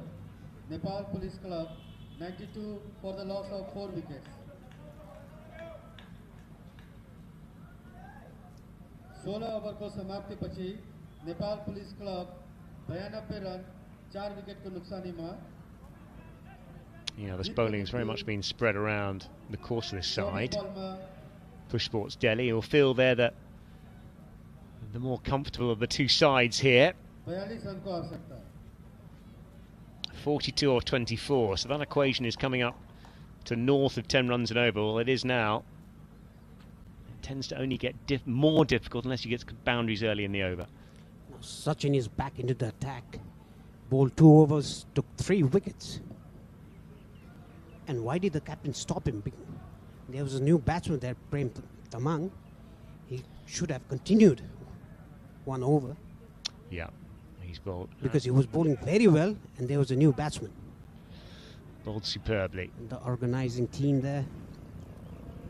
He's bowled absolutely superbly in this contest thus far. Still 42 off 24 is the equation.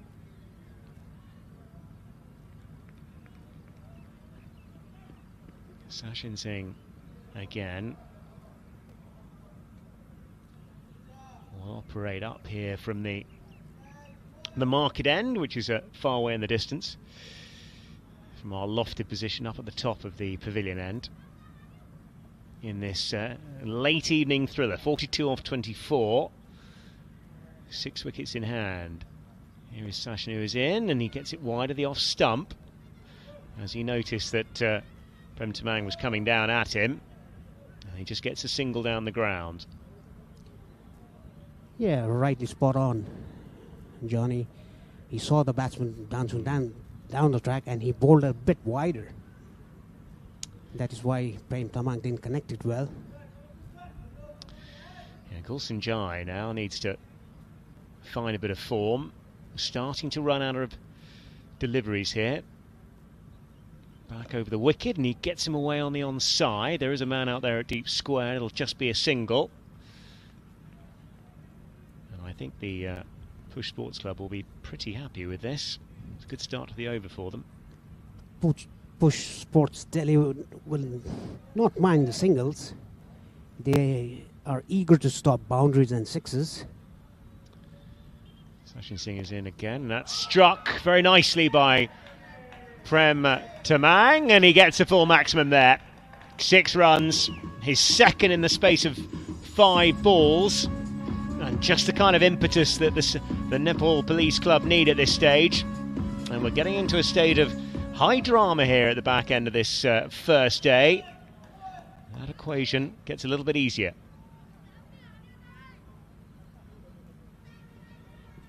"15 sixes off the first day."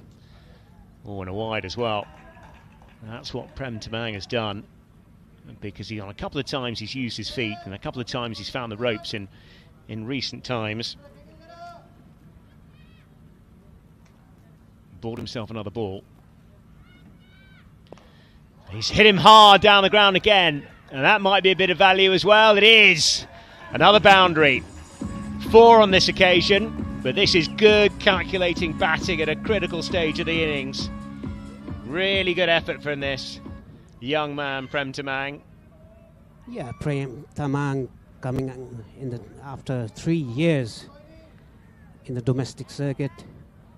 And he's taking a calculated risk coming down the track.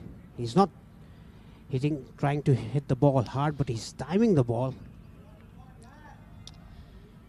29 off 20, that equation a lot easier now. Waits for it, looks to swing him down the ground again, gets a ricochet. They think of taking a single, but that would have been considered poor form in all types of cricket. I might have tried to scamper one there, Paresh, but there we go. Useful dot ball. Yeah, Sachin bowled 2 very good overs, taking 3 wickets, but he's gone for... Oh, he's got him! Wide of that off stump, and Prem Tamang couldn't resist it. Nice bit of bowling from Sachin. He gets another one, and this game has yet another twist at the tail end of this contest. 29 off 19 required, and the Nepal Police Club are now 5 wickets down. Yeah, Sachin taking 4 wickets in this innings. Coming down the track, there was a very sharp turn. Easy work for the keeper there, and easy work for the umpire as well. He was way down the track, miles away from the crease. Hats off to Prem Tamang though, because that was a really critical contribution at a very pressurised period of the game. And it brings in 17 gone, 105 for 5.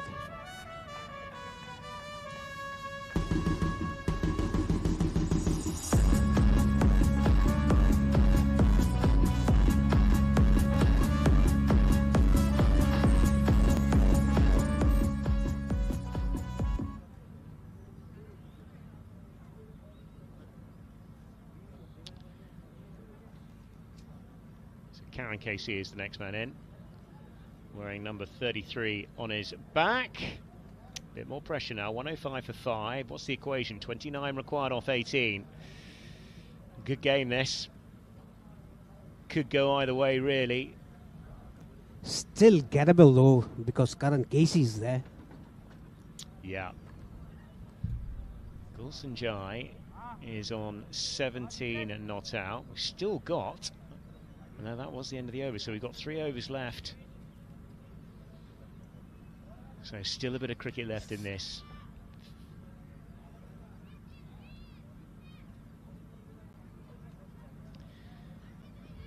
And yeah, Sishan Pandey to bowl once again. He's bowled pretty well so far. Yeah, just well, number 14 thus far, going at 7s. Gulson Jai is 17 off 16. He's the established bat between these two. 29 off 18 balls, so it's still 10 and over. 5 wickets in hand. Here is Pandey, wide of that off stump. There's a swing and a miss outside the off stump, and that's what pressure does to you. Yes, exactly, and Vishesh has bowled pretty well. 3.1 overs, 9 for 1. That's very good bowling. He's bowling in the right areas, in good lengths. Yeah, pace off outside that off stump. Here he is again, that's just nudged back the square. I'll get through for a quick single. But I think the Nepal Police Club would be like to be thinking boundaries really at this stage, when they up 1 off the first 2 balls. They don't want to leave it too late, do they? The next couple of overs are the key ones. Absolutely, you're right, Johnny. It's 28 of 16, so Karan is on the strike. Let's see how it goes. Yeah, Karen Casey, the man on strike, has only just come to the crease. Oh, strikes a big ball. Where's that gone? Oh, and he's gone. Not big enough. Great catch by Sachin down here just in front of us. Looked a great strike off the bat, but a very good catch indeed. And, well, another wicket falls. The Nepal Police Club are now 106 for 6. A very important wicket gone. The intent was right, but didn't get the connection though. Got the elevation, not the distance. Karan Casey, a very good catch there, right in front of his eyes. Yeah, another twist here, 28 in 15. That equation just starting to get away from Nepal Police Club in the late evening sunshine here on what has been a fantastic first day of this tournament. It really has been a terrific affair, and we're going to get drama to the last here. 28 off 15. Next man in.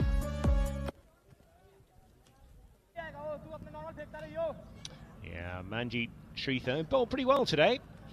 Will be the man striding in.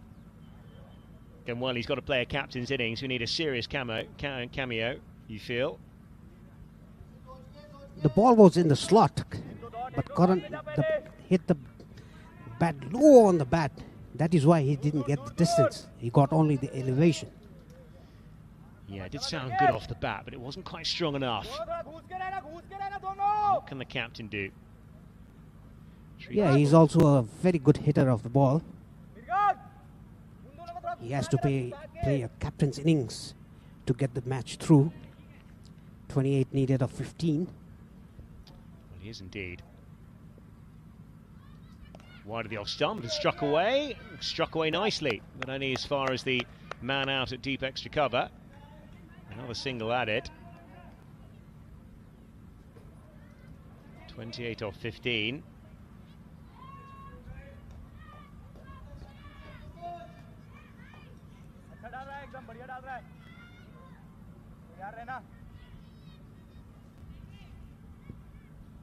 Starting to run out of time now, just 2 deliveries to come in this 18th over. That's hit quite nicely down the ground, but that'll arrive on the bounce and, well, eventually fielded down here by Sachin just down below us. Another single added. This equation getting harder and harder at this stage. 108 for 6. Now one of these batsmen has to go for it. Yeah, they can't leave it too late, can they?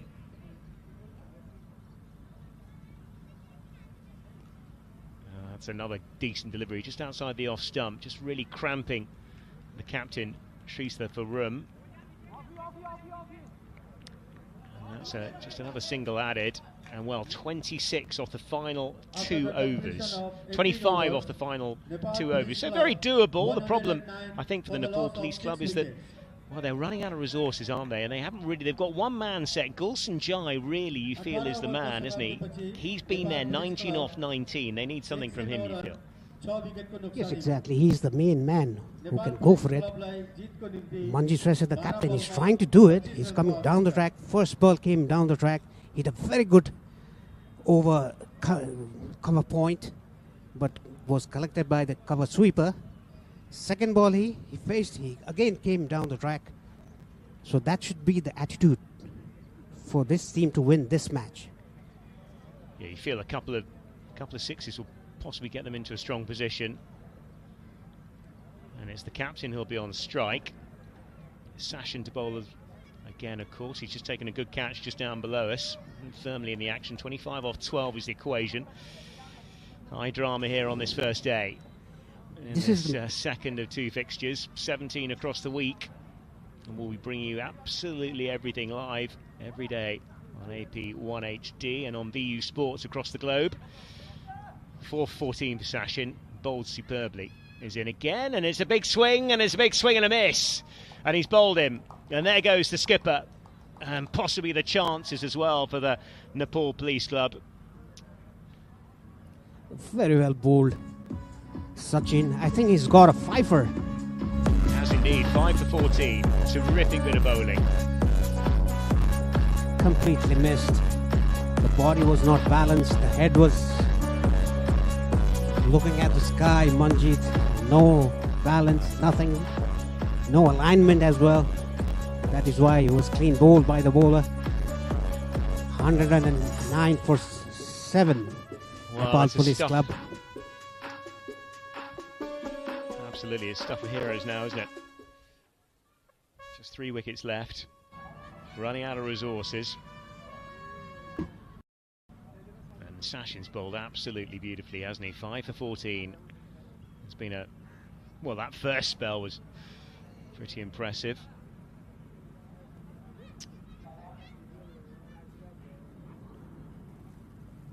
The next man in.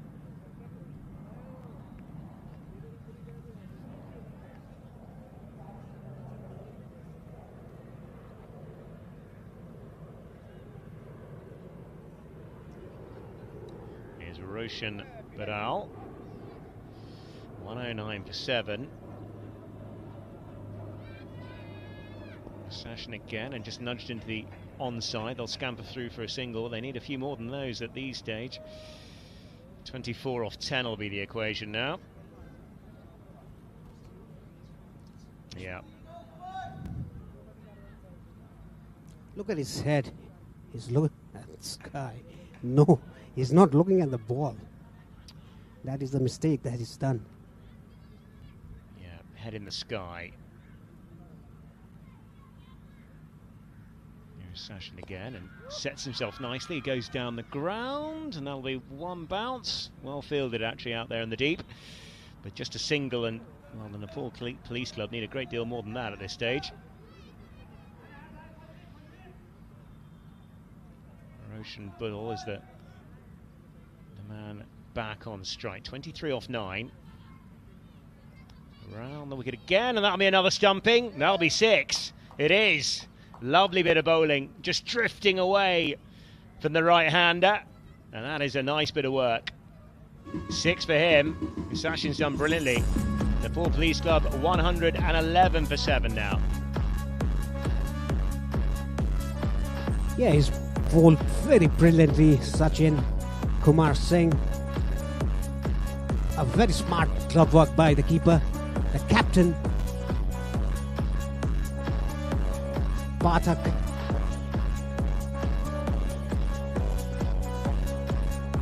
Yeah, 2 wickets now. It is miracle territory. And this has been a pretty disciplined effort actually in the field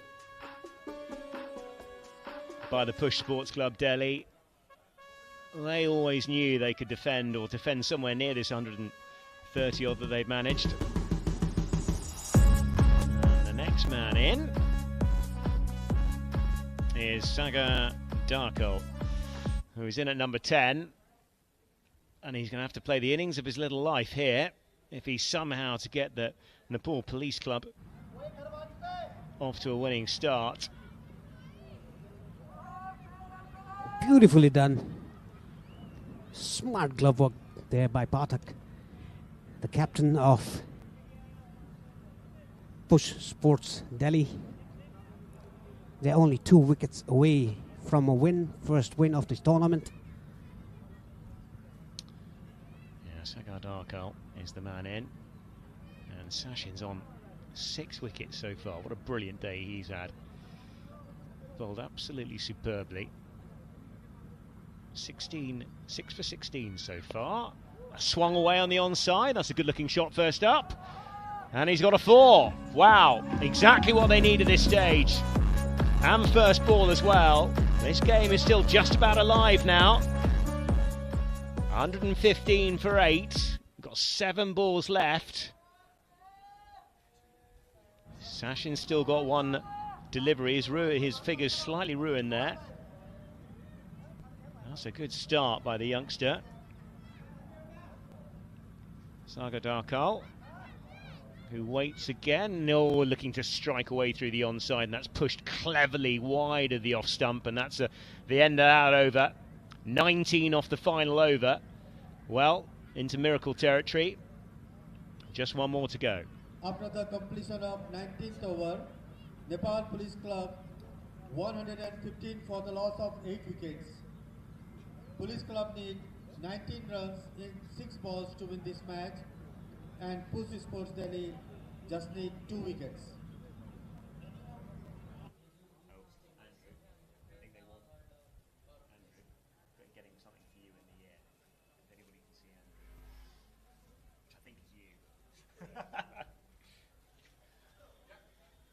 So, 19 off the final over is the equation. 19 off 6.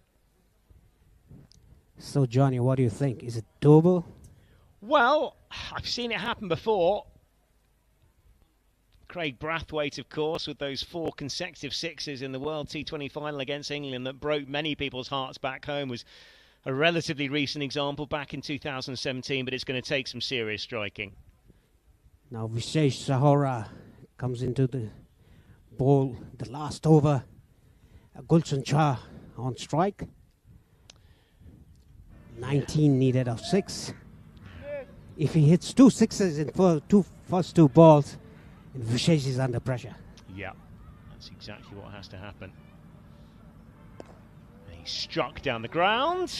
That will be, oh, it's 4. Oh, he struck it well. I didn't realise he quite got as good a piece of it as he had, and that's the perfect start off this over. Well, the equation gets a little bit easier now. 15 off 5 now. Perfect start. Game still alive.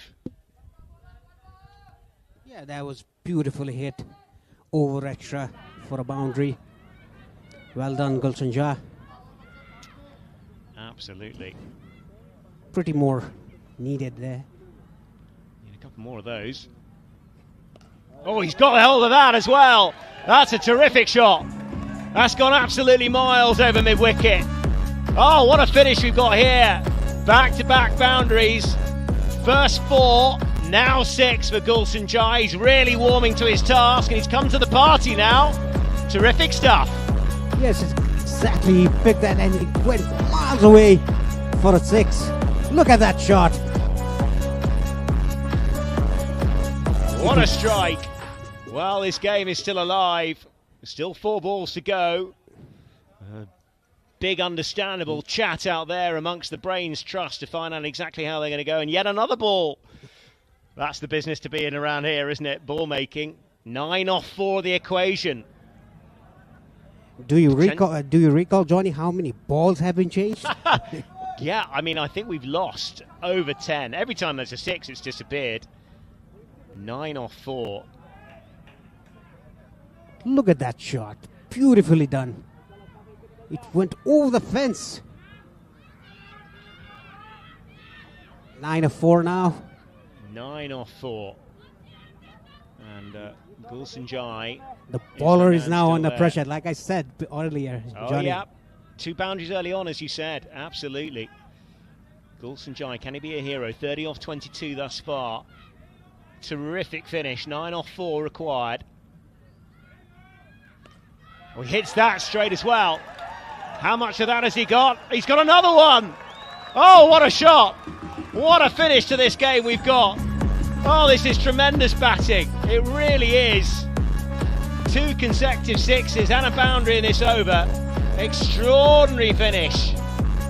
Unbelievable striking. A little bit like Craig Brathwaite all those years ago. Amazing stuff. Still 3 balls to go. 17th tournament 6 as well. All happened today, and it looks like we lost another ball. Here we are again. He gets another one away, does he? Will he go? He does! Oh, what drama. Caught on the deep mid-wicket boundary. Oh, this game's still got to run. We've still got another wicket left, though. But what an innings by Gulsen Jai. Terrific stuff. But still high drama here. High drama. Which way will this game go? Unbelievable drama. Yes. Both the matches in the first day of the tournament. Nail-biting. It's going to be a nail-biting finish. Gulsen Jai almost got his team through. But a good catch by the fielder there. Well, here we go. Well, this is the story of the day as well, isn't it? It really is. The story of the day, Lalit Singh Bandari, which is great seeing back on the field of play. And what a story this would be, having been out after that appalling accident all those years ago. And, well, I think they will have crossed these two, but of course the MCC rules have changed.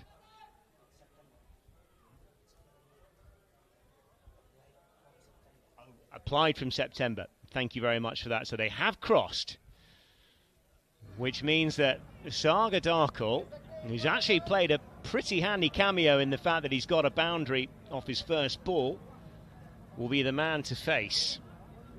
And out there, well, one of the players that so many of us who are associated with the game want to see back on the field of play. What kind of impact will he have? 3 required off 2 balls is the equation. And so many times, actually, the 3 off 2 ends up in a tie, doesn't it? Because both, especially when there's a wicket involved, 2 scampered singles would probably be the key. Look at this shot again. Couldn't get the distance or the elevation. Just couldn't quite. Probably needed to carry about another 12 or 15 yards, really. And well, Lalit Singh Bandari back on a cricket field for the first time for 4 years. It's terrific to see him back. It really is. Bowled the first over of the game, which seems like days ago. 3 runs off 2. Will Sagar Dhakal do it for his team? Yeah. Isham Just Pandey. we'll have to wait and see. So does he go for broke? That's the big question, or do you play it cagey? Sagar Darkle on strike. This is absolutely fascinating. Not out on 4.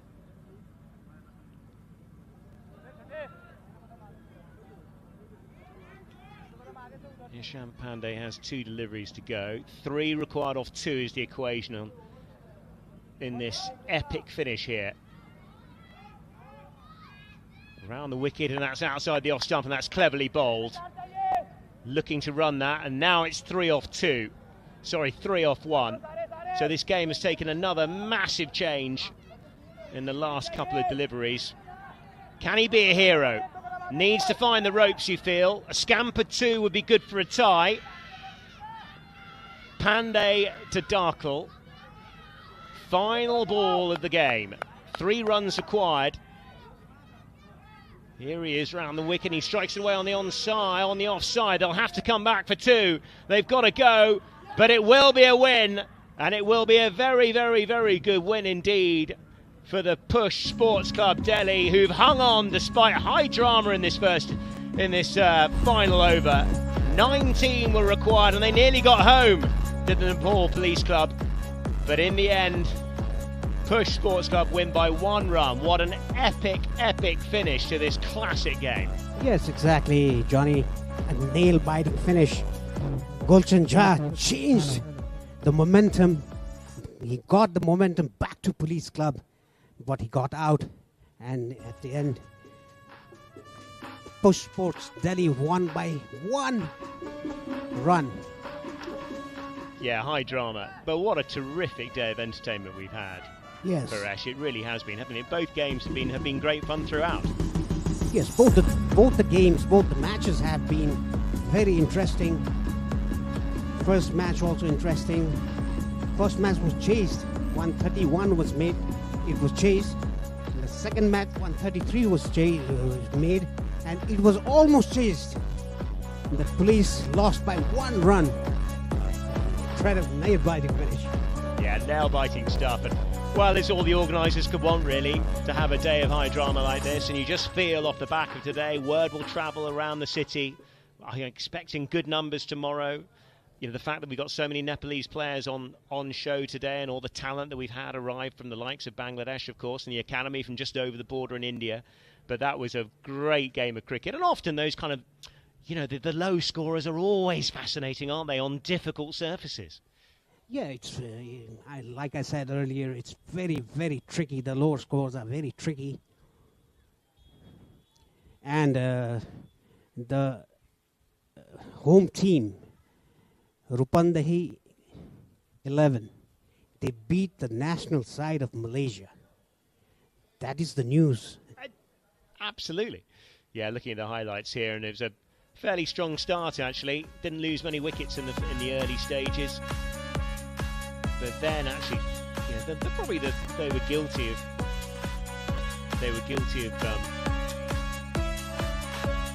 not scoring quick enough in those power play overs. But that was probably what cost them, just going around 5.62 in the beginning. There's that missed chance. There were a couple of those today, which meant that this game might have finished a little bit earlier. But as soon as the ball started to bite later, it got harder. There we go, that's one of the drops through the slips. That's the second drop of the day, and the second drop of the game, as that runs away down through third man. That was a good reverse sweep, you have to say. And that did run away for 4. But yes, it's been a very interesting day. That was nicely guided away as well. And another little moment of fielding. Not a few of those today. Hasn't been the easiest outfield to work with, understandably, with the kind of conditions that we've had out here. But largely, it's been an enthralling day of cricket. There's been some real talent on show. I think who will have enjoyed their little run out. Production values as well have been absolutely terrific for AD1 HD to bring you everything. And we'll be coming up. Andrew Leonard will be down there with the presentations fairly shortly. And we'll be bringing you those live, and that'll be the concluding piece of the day. And we're back tomorrow with 2 games. And those will feature teams from the other group, which is the Nepal Army, Armed Police Force, UP11, and the Talent Hunt, CA Dhaka. Oh yeah, that was another lovely strike away on the leg side. Disappeared, and these were the key moments in the game, right at the back end, when suddenly Gulshan Jha and Prem Tamang just brought the game back and into the balance, but it wasn't quite to be.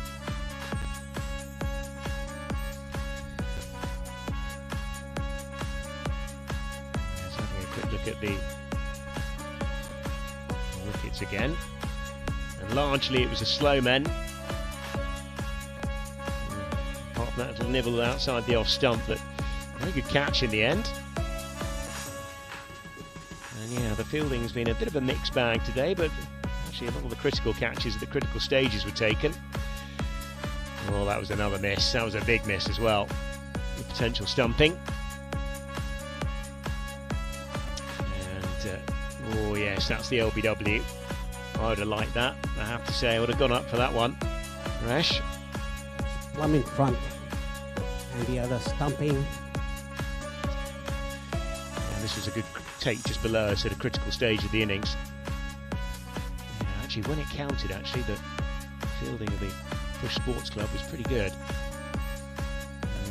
Pretty horrible shot that. We don't really want to relive that anytime soon. But yeah, absolutely belting game of cricket. Nerve jangler.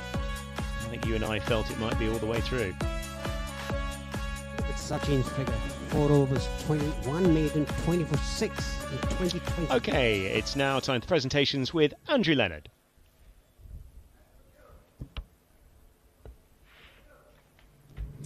Yes, hello and welcome to the post-match presentation for game number 2 of the Fantasy Akada Pro Club Championships. And what a start we've had to this inaugural competition. 2 final over finishes from 2, and this one went right the way to the wire. We very nearly had a super over, but the Push Sports Delhi side, they've got over the line by just 1 run in the most thrilling of circumstances, despite Gulshan Jazz heroics at the end. We're going to hear from both captains and find out who the player of the match is in a moment, but first I'll have to speak to the losing captain, and a very disappointed losing captain. That's Manjeet Shrestha. Manjeet, what a game of cricket. Talk me through it. I just want to speak my own language. एकदम राम्रो भयो हैन game जति क्रिकेटमा हुनु पर्ने त्यही अनुसारको game भयो जस फाइटिङ गेम भयो बोथ टिमलाई. You seemed to rein them back brilliantly after their flying start. It was 59 for none and you bowled really well yourself, 4 wickets.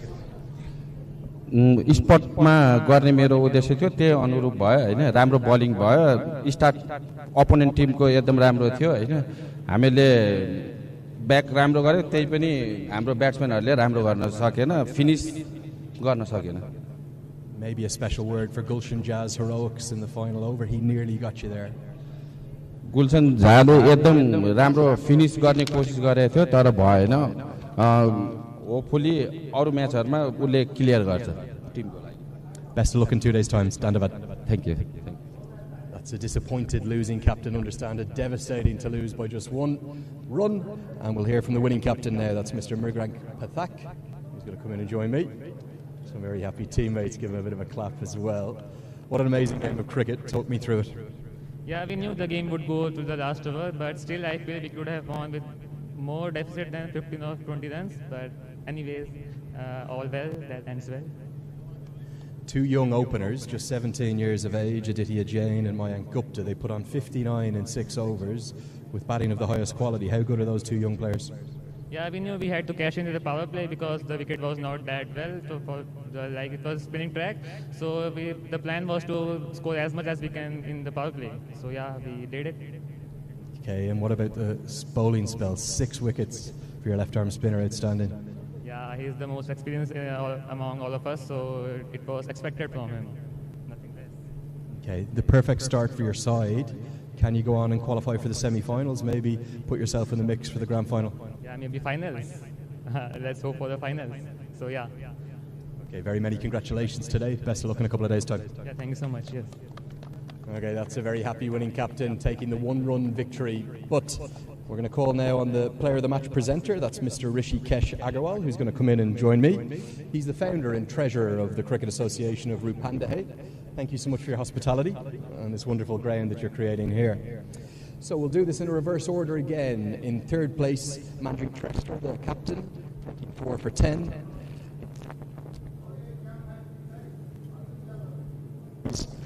But the player of the match, the remarkable figures of 4 overs, 1 maiden, 6 for 20, it's Sachin Kumar Singh.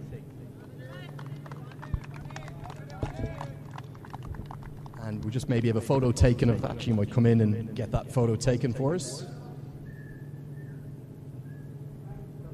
Sachin, stay with me. Stay with me, please, Sachin. You can't just run away like that. Thank you so much, sir. Sachin, 6 for 20 in a T20 game. How well did you bowl? मैंने कोशिश देखने की और अपनी team को जिताने की help की. Thank you. You bowled beautifully, and your wicketkeeper helped you out with a stumping. I saw him patting himself on the back as well. Actually, good keeper. Finally, how much does this win mean for you and your head coach, Puru Singh? Good coach. Lovely to chat to you. Congratulations on your Player of the Match award. Gents, that's going to wrap it up from down here. Let's get back up to the comments. Thank you, Andrew. Well, it was a nail-biting finish between Nepal Police Club and Push Sports Delhi. Push Sports Delhi won by 1 run. That was exciting. Tomorrow's match, first match, Up 11 India versus Talent Hunt CA Dhaka. And the second match is between Nepal Army and Armed Police Force.